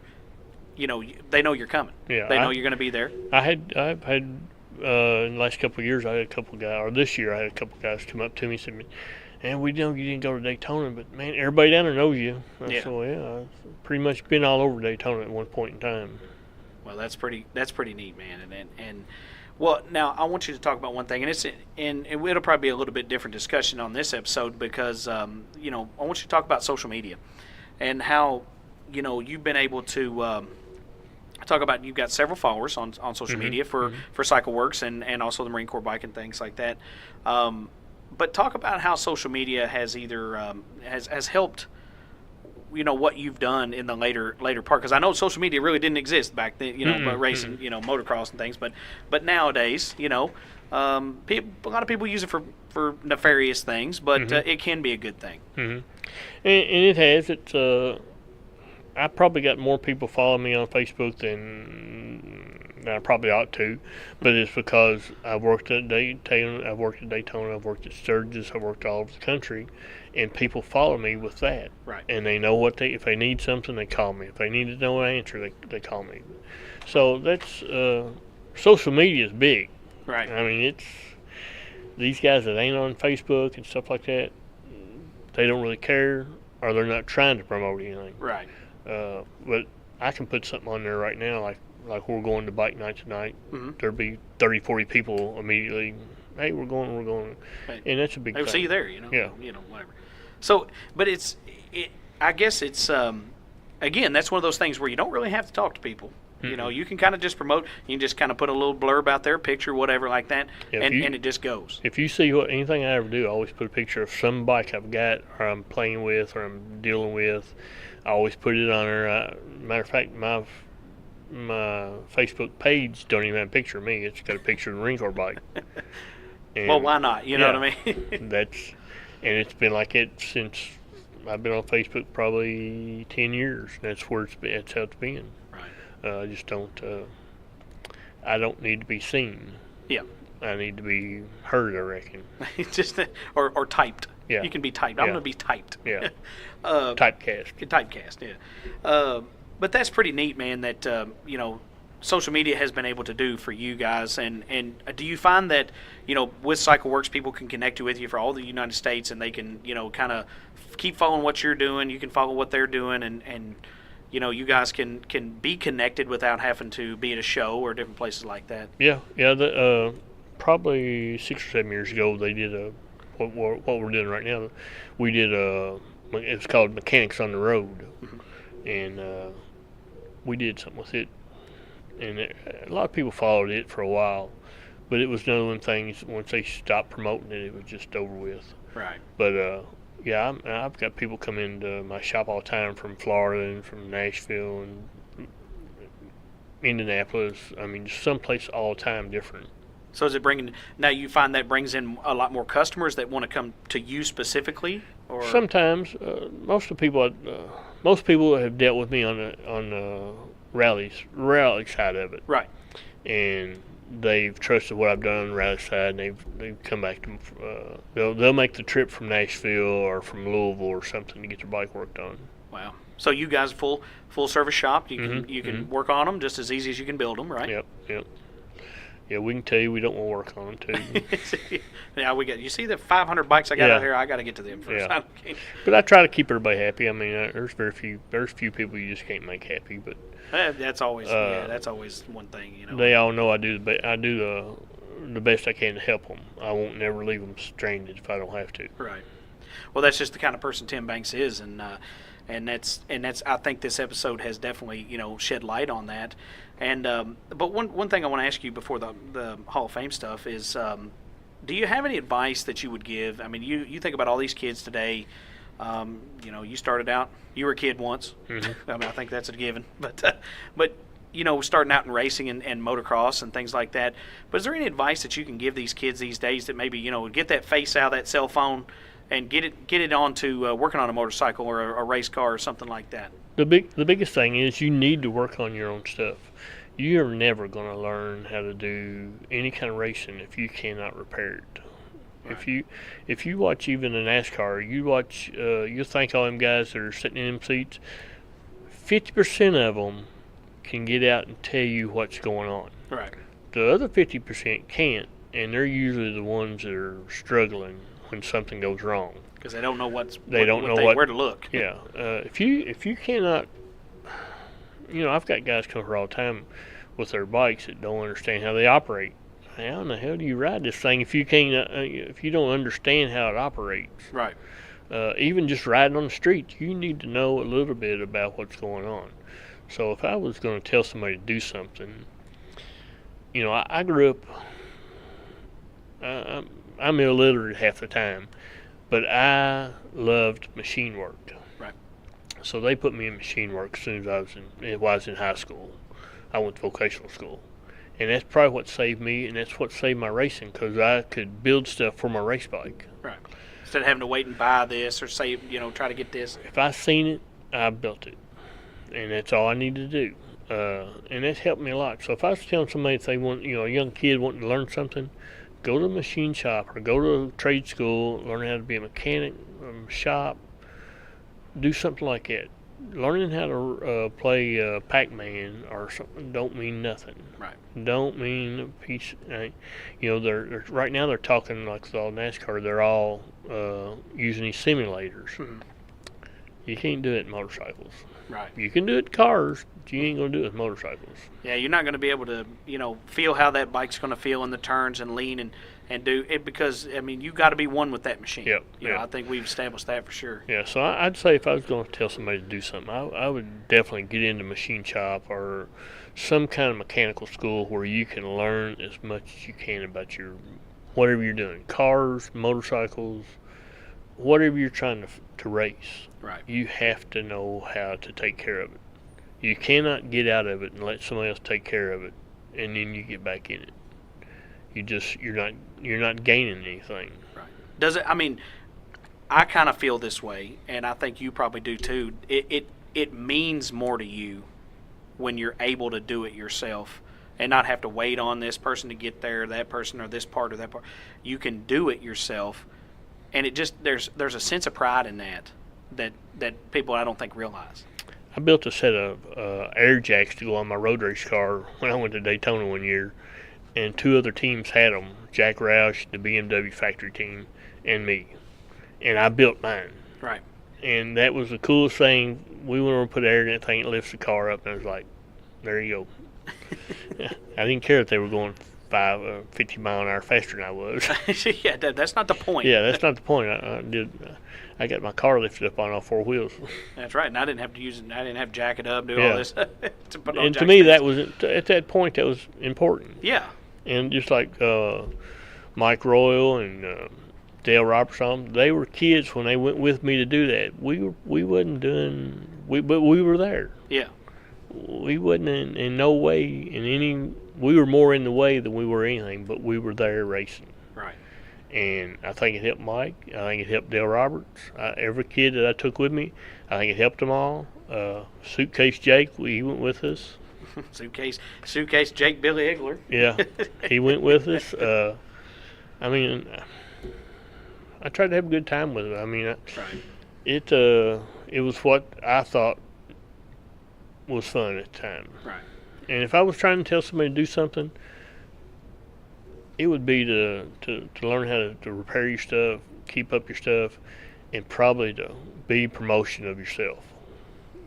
So you've learned that over the years. Help yourself be promoted. Get somebody like yourself to where you can do a social media behind you. Hey, I need you to talk about me today, or I need you to put this on Facebook. I'm the world's worst with that.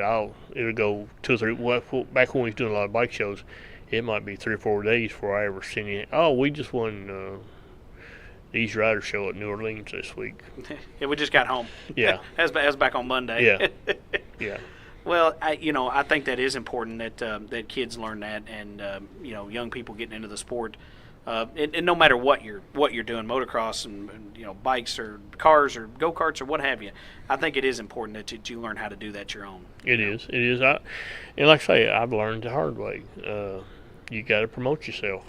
That's the biggest thing. If you're not promoting yourself, nobody else is going to. No, they won't, and because they're going to promote themselves, and you can bet on that. Yeah, so. if they think they can get ahead of you by saying, "Oh, look at me," they're going to do it. Yeah. Well, I want you to talk a minute. Pretty important deal coming up November. Kentucky Motorsports Hall of Fame inductee for 2018, and so tell me a little bit about that, getting the call and how it made you feel, and how it makes what it means to you. Some point of it, I'm kind of shocked about it because I think I was just doing what I wanted to do. I didn't keep records of what I did and all this stuff. I've traveled everywhere and I've done everything you could do. I enjoyed myself. You know, I've done some things that were very well noted.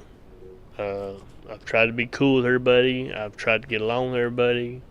Never really, like I say, I didn't go around telling everybody how cool I was or what I thought I needed to do. I just had a good time doing it. Right. So learning and being inducted to it was pretty cool. I think the coolest thing is going to be is being inducted into it and then going out and doing this ride. Because most guys, you know, I'm 60. I'll be 61 when I do this. But I don't want to give up on saying, oh, I'm over, I'm done. Yeah. And I think most people that are in the Hall of Fame are just like, I'm done. Yeah. Just like Bill Elliott. Put a button on it and then we're Just done. like Bill Elliott, he walks out of the Hall of Fame. You know, he's in the Hall of Fame and now he's going racing some more. That's right. That would be what I'd like to do. That would be what I want to go make one more, big splash. Yeah.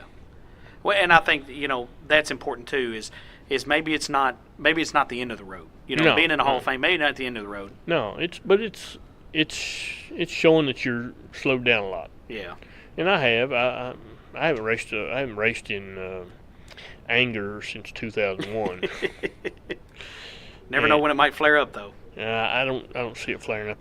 I've been pretty good. Been pretty good here lately, talking myself out of stuff. I was offered to ride nitro drag bike a couple years ago. Wow. I drag raced my bagger for 2 or 3 weekends, and the guy with the top fuel bike said, "Man, if you want to ride it, get on it." I know better. Maybe not. I don't know. I was pretty happy with myself. I even patted myself on the back and said, "You're pretty smart today." Well, that's it seemed like you didn't have no problem when you were younger talking yourself into things. No. Now you're not having too bad of a time talking yourself out of it Yeah, either. I can talk myself out of it. But when this thing come up for this ride, I thought, man, that right there is something 99% of people won't do. Right. I want to be involved, so I was all go. I never hesitated 1 second. But we're going to build a new bike for it, and that's kind of got me excited too. So. Well, the excitement has to be there, I guess, and Mm-hmm. or what's the point, you know, if it's not exciting, and I think this induction is going to be very exciting. I mean, you know, talk about Jimmy Rhodes and Army Armstrong going to get to induct you. I mean, that's 2 guys definitely have been around motorsports for a long time, and I've known Army Armstrong since I was about 12. I've known Jimmy since probably the last 15 years. He's done a lot of digging in my background, so he knows what I've done. right. He and even Armstrong's known exactly what I've done my whole life. Been right around you. Yeah, You know? yeah. He's been there. He's seen it. So I feel like it's a good thing. I mean, I'm not in any way holding it against. Hey, look at me. Here's what I've done. But I'm seeing it. You know, I've covered motorcycles, cars, show bikes. It was always on national level on all 3 of them. Right. It wasn't I just poked my finger in there and said, "Oh, it's cool." I've always done it. Right. Big time. Yeah, if you're going to go, you went to the top. I went to wherever's the best. I went and seen it. Well, that's pretty neat, and I think what my takeaway is, you've been able to do that, and you've always carried Davis County and hometown with you, and been able to represent this county, this state, on a national stage, and I think you're very, very deserving of it. Thank you. And from us, congratulations to you. We're going to be Thank there you. that day, so we're going to get to see it and maybe talk with you again that day a little bit, and maybe we'll see how you feel after that. But Tim, is there anybody you want to thank? Any sponsor type things, or anybody you'd like to thank that helps you in your daily grind to strive for chopper greatness? There's not really chopper greatness. It's always. I mean, it's hard to thank everybody. I mean, I've had so many people in my life. Back when I was younger, me and John Miller, we raced motocross our whole lives together, and he helped me a lot in the road race stuff. Me and Chris Roberts have raced our whole lives. And just like I told you earlier, I never had a sponsor that I said, "Oh, you've paid my whole way." Yeah. you're talking to him. Yeah, that's right. And that's one thing, you talk about the young guys. If you have to go dig around for a sponsor to go racing, you can't go racing. Right. That's plain and simple. If you can't do it yourself, don't go begging for something. Right. Because then it just puts you in a position where you have to perform. It's better to do it. If you can do it on your own, do it. You'll grow. If you start borrowing money and stuff like that, then it's just, you never are ever going to get ahead of yourself. Right. But, I've had a lot of people in my life. My girlfriend now, Sarah, she's been good to me the last 3 years and let me do what I want to do and how I do it. And she's been cool with everything I do. So I just say I've had a good life. I really have had a good career in just motorsports, period. Like I told you earlier, I watch anything racing. If it's racing, I'm going to watch it. Well, it's neat that, like I said, you have that competitive spirit still to this day, and you still want to compete. It may not be on the track. It's a little different now. Doesn't matter. It's still a lot of fun to you. That was like when we were going to rallies. Of course, there's nothing to do at rallies where everybody started doing burnouts. Right. So my competitive, watch this. Yeah. Well, okay. Yeah. Well, let's watch this burnout. Yeah, and that really turned on a lot of people. That you get 4,000 or 5,000 drunks around you throwing. Having a good time, you're burning out, and there's smoke everywhere, and they're screaming, hollering. And that right there really was probably the coolest thing that's happened in the last 5 or 6 years. They just they go nuts. Right. Well, we know. I think the biker community is no stranger to having fun at these rallies for sure. So, being whatever fun that may be, it takes all kinds. But Tim, again, man, we appreciate you coming on here, and it was special to us that you agreed to do it and wanted to come on and sit and talk to us. And normally a man a few words, man. We got some great stories. We got a great view into your career. I don't think we're done. I think you've got more stories in you and we'll walk out the door and remember something. Okay. But we're definitely going to catch up with you again November the 3rd at the Kentucky Motorsports Hall of Fame induction down there at the Speedseum in Owensboro. Okay. If anybody definitely needs to get down there and see the Speedseum, I think it's important, especially to see some of your stuff in there, and it's a pretty cool thing. I think a lot of people don't realize how much stuff is actually happening in Owensboro. Right. They think they know, but they don't know. Right. There is so much stuff that goes on motorsports-wise. Dirt tracks, asphalt tracks, motocross, road racing, flat tracking, drag racing. It's just, there's so much stuff that goes on in Owensboro. And, like say 15 years ago, you could, within 100 miles, there was 15 motocross tracks. Right. Now it's kind of slowed down, but it's still big. It's still big town for what we got going on here. Well, maybe we can do some things to help it in the future, and we want you to be a part of it, and we'd love for you to come back and talk to us again, and for part 2, and congratulations again on your induction, and we appreciate you coming on, man. All right, thank y'all. Thank you. Are you looking for a hometown barbershop specializing in the best haircuts in Western Kentucky? Master Barber Chad Thompson has everything you need to keep you looking sharp for not only your special occasions, but for every day as well. Offering a line of hair care products to take care of your hair between cuts. Walk-ins are welcome, and you're always going to find friends and neighbors at Chad's. You can find him at 10655 Kentucky 764 in Whitesville, Kentucky, or give him a call at 270-903-8183.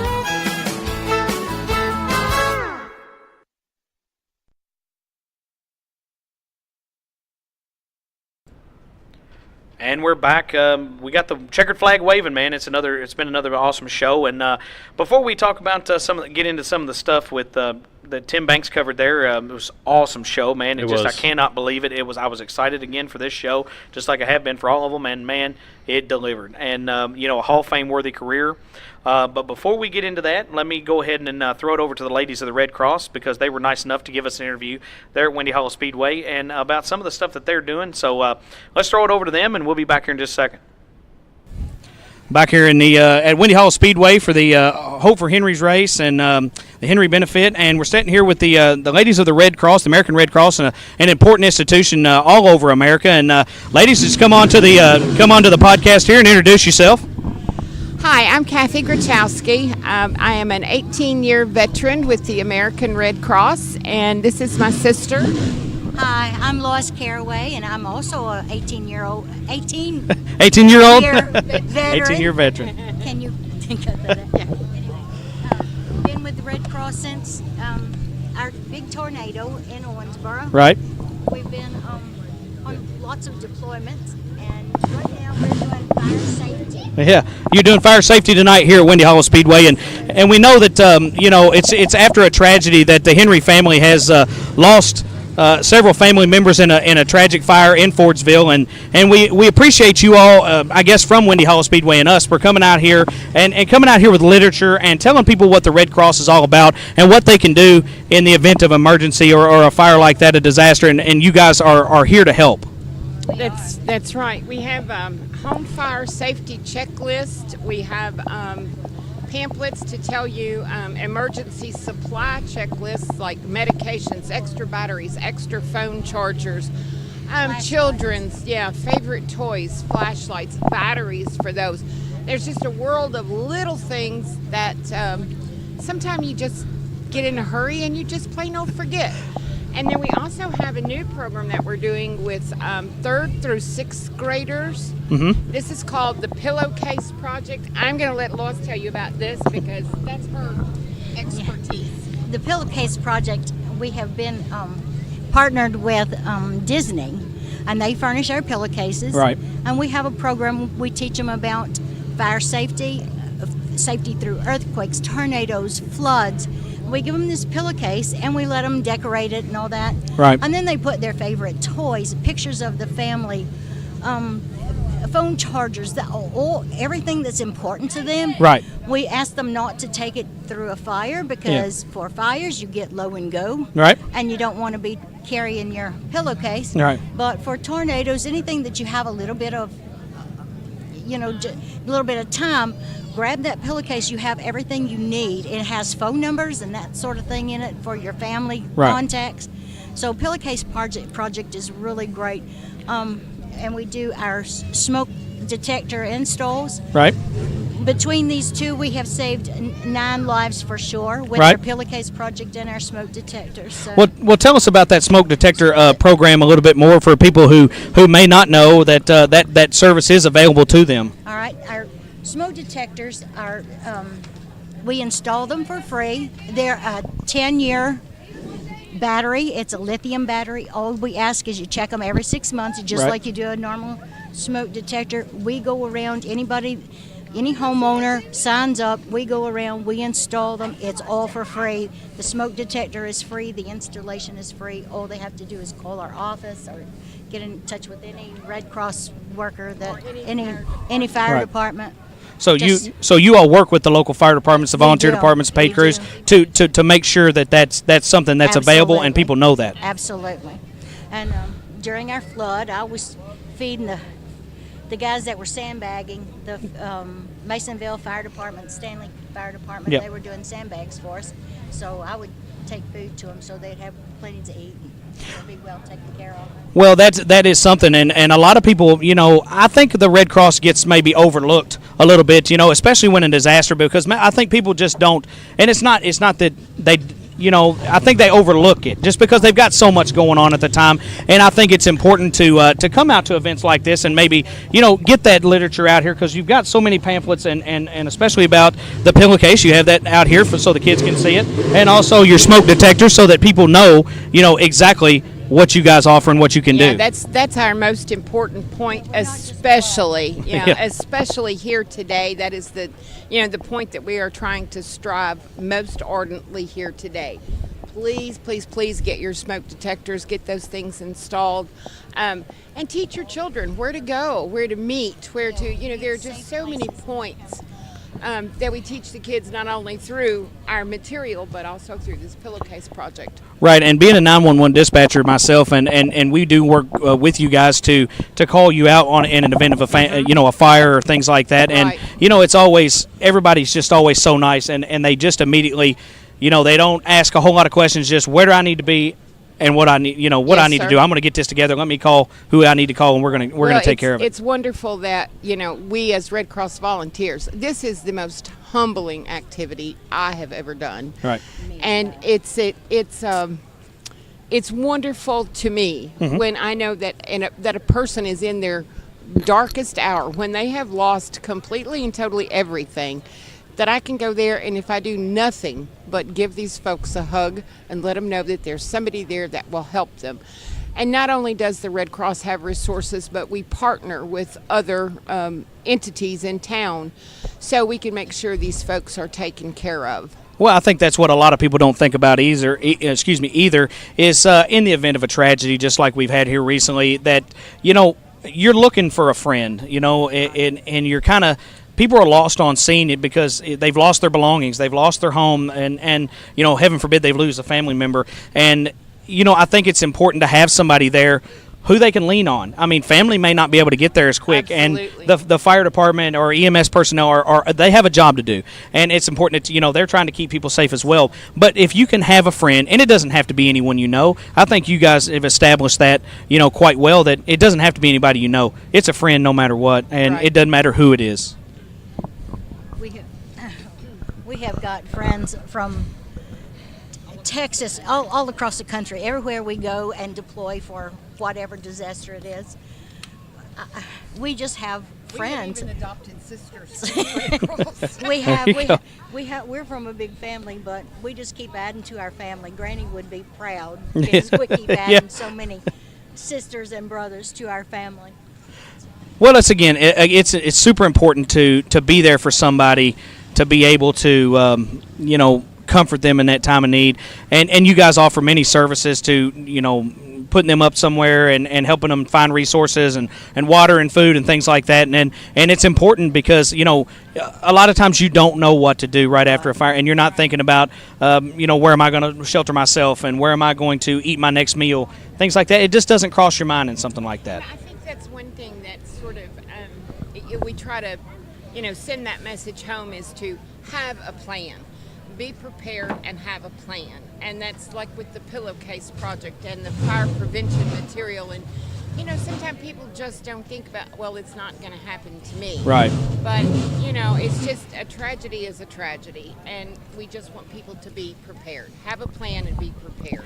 Well, that's the main thing, and again, I want to thank you from us here at the podcast, but also at Windy Hollow Speedway for taking some time to come out here and to talk to everyone. I know it's a little loud because they're cranking up for the races, but again, thank you for coming out here. Yeah. But thank you for coming out here and telling everybody what they can do and what they need to try to equip their home with to keep them safe. Make your plan, be prepared, and get those smoke detectors in. There you go. 2 minutes. Yeah, 2 minutes to get out.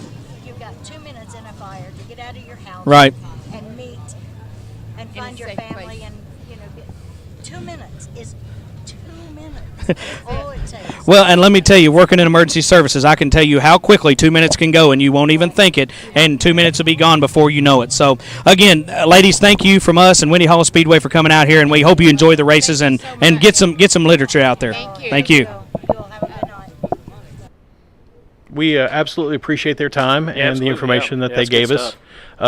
If you need to find any of that information out again, it's just go to the Red Cross's website, which I do believe is redcross.org. Yeah. And you can find out all the information. You can sign up for that smoke detector if you need it, and they'll come out and install it for free. Well, join the Red Cross. They always need volunteers and people to help, and They do. it's never a bad thing to do that. And come on and help them out.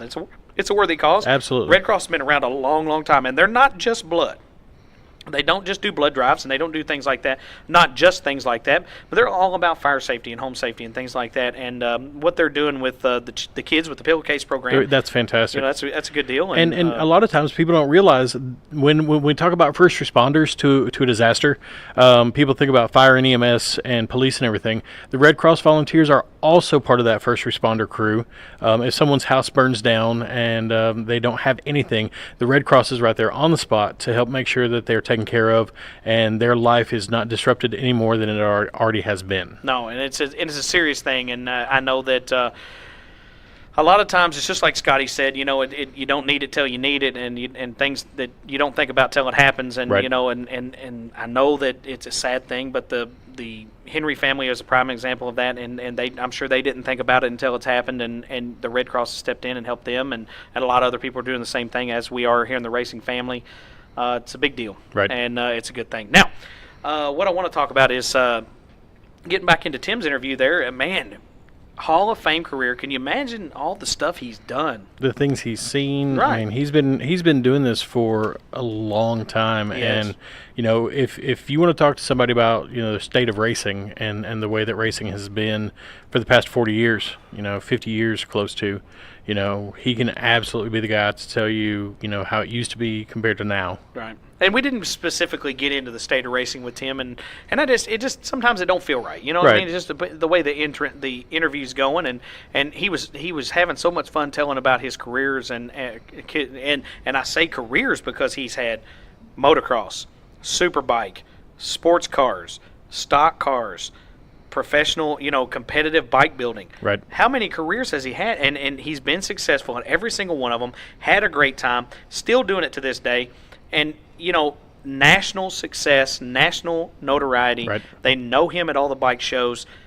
Davis County, Kentucky. That's all I'm saying. Just a local guy here is what's the thing you say? Just a common as dirt. It is common in dirt, but Tim is very, very intelligent for what he's doing, and he's been able to make it happen because he has had the forethought to make that happen. Things happen. So super humble guy too. He never once during his interview, during the time that we talked to him off the mic or whatever, he just like what he said with the induction into the Hall of Fame. He was like, "Really, me? yeah. What have I done to deserve that?" And that's just him. That's being humble, though. Yeah, he's just a humble guy. And we are honored. I was honored to have him on the show. Well, and he had a lot of great advice, especially for young people trying to get in the sport and things like that, and perseverance, and working on your own stuff, making sure you learn what you've got. Don't worry about nobody else. I mean, Right. that's the thing. Just stay with it and just do your thing. Absolutely. And I think that's important, and I think that's something that these kids can learn these days. And responsibility. And I hope that he gets the opportunity to take someone under his wing, kind of like John Hayden's done, Right. with some of the racers that he works with, and because I think the knowledge that he has is invaluable, and I think if there's a young motocross or motorcycle driver, rider, They're pilot, not quite a driver. pilot, whatever, Rider. motorcycle rider, if they let that knowledge go, I think that's just a shame. Because the things that he's seen and done is fantastic. Oh, it has. I mean, and it's a pretty cool deal. And I, again, Tim and I had never really met face to face, and you had not either. I had not. And you had a conversation with him on the phone, and was a really cool guy. I've seen him race at Kentucky Motor Speedway way back, but it's not something we never really crossed paths, Right. and not into myself personally into motorcycles and things like that. I love them. I just don't ride them. I mean, I'm all about the stock car stuff and the four wheels Right. and the roll cage. I like being a little more safer than that. But Well, and I think a lot of it has to do with the relationships that we're building and the bridges that we're building and the love of the sport. So yeah, and it is. And guys, we tell you big things are happening, and we are putting things into place, and we're trying to go up from here. And I think that was evident, just like the story we told earlier about being asked to come out to Windy Hollow Speedway and do some things like that. I was nervous as all get out because here's the thing: I didn't want to make a fool of myself, and I didn't want to make the track look bad. Right. And more so, not make the track look bad because I mean I can look stupid and recover from it, but some places public as that. I mean the fans at Windy Hollow Speedway and myself included, we have a standard. You know what I mean? We know how the things are supposed to go and how the things are supposed to be done, and that's one of those things where we want to portray everything in a professional manner. absolutely. I absolutely think we did that, and think so. I think that that the Westerfield family was appreciative of us being able to come out there and do that and filling in for them, and we would love to do that any time for them that we are available to do Sure. so. Again, can't be out there every time they race, but it is what it is. I mean, schedules and things are the way they are. But the cool thing about it is being able to ask to do it, and you being them letting you come down to Cedar Ridge and Rockport Raceway and Kentucky Motor Speedway. It's all about building relationships. We are non-partial here. We are absolutely non-partial. We heard that the other day that somebody loves the fact that we're non-partial. There's no reason for us to be partial. And I keep saying partial like I've got some dental work needs to be done, but there's partiality is one of those things where you can't have it in our business. And, No, what we're doing. We want to love and support everybody and make this sport as great as we can possibly make it. I mean, that's the thing. I love the on-track product that Windy Hollow Speedway is putting forth. I love the on-track product that Kentucky Motor Speedway is putting forth. I love the, Rockport Raceway. I love the Cedar Ridge. It's one of those things where it's awesome. You know what I mean? And we need to support these tracks. We tell you all the time, and we do it ourselves. And we're available to do that. When we're available to go, we go. And we don't have to get begged to go. If you want to beg us to go, that's cool. But we don't have to get begged to go because we want to go. And we want to go, we want to be there, and we want to be a part of it. And we want to support the track. We want to paint the track in a nice light, and we want to further what they're doing. Agreed. So, again, thank you to everyone out there who is listening, who is giving us opportunities to showcase ourselves. I mean, we're just two idiots behind a mic and just having a great time. And, the stars of we're not stars of this show. The real stars of this show is our guests, and they always have been, and they always will be. And I could leave here tomorrow. Would you still remember me? It's just like Freebird, man. But you're going to remember our guests from everything that they've done in their racing career, and you're going to remember them for their stories that they tell, and those stories are going to be around forever. That's very true. Forever. Yeah, we are grateful for them. We've talked about it before. They give up, a ton of their time to come talk to us, and they don't have to. This is absolutely them volunteering their time, and we are very grateful that they've decided to do that. So well, it's just like Tim said. If this was a couple of years ago, this wouldn't have been happening because he's too busy. And he's slowing down a little bit.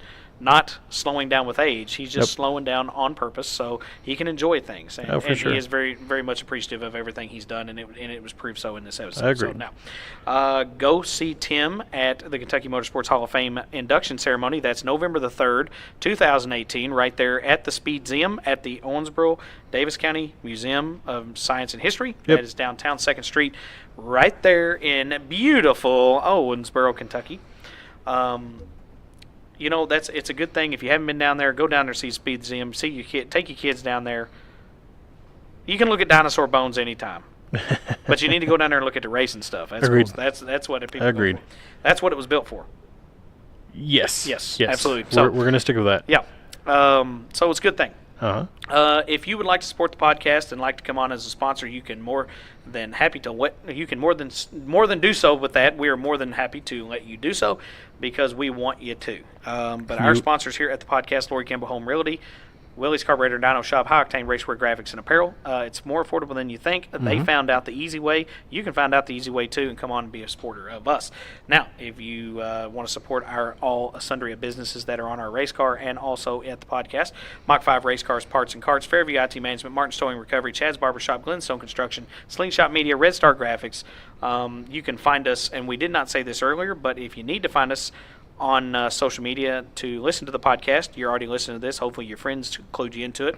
You can find us on iTunes for the Apple folks, Google Play Store for the Android folks, Podcast Addict, Podbean, Stitcher, Spotify, TuneIn, iHeartRadio, YouTube. We've got you covered. Yep. It's all good. Absolutely. Now, if you want to find us on Facebook, Conway Racing Team and the Bent Fender Podcast, you find us on Twitter at Conway Race Team, Instagram it's Conway Racing.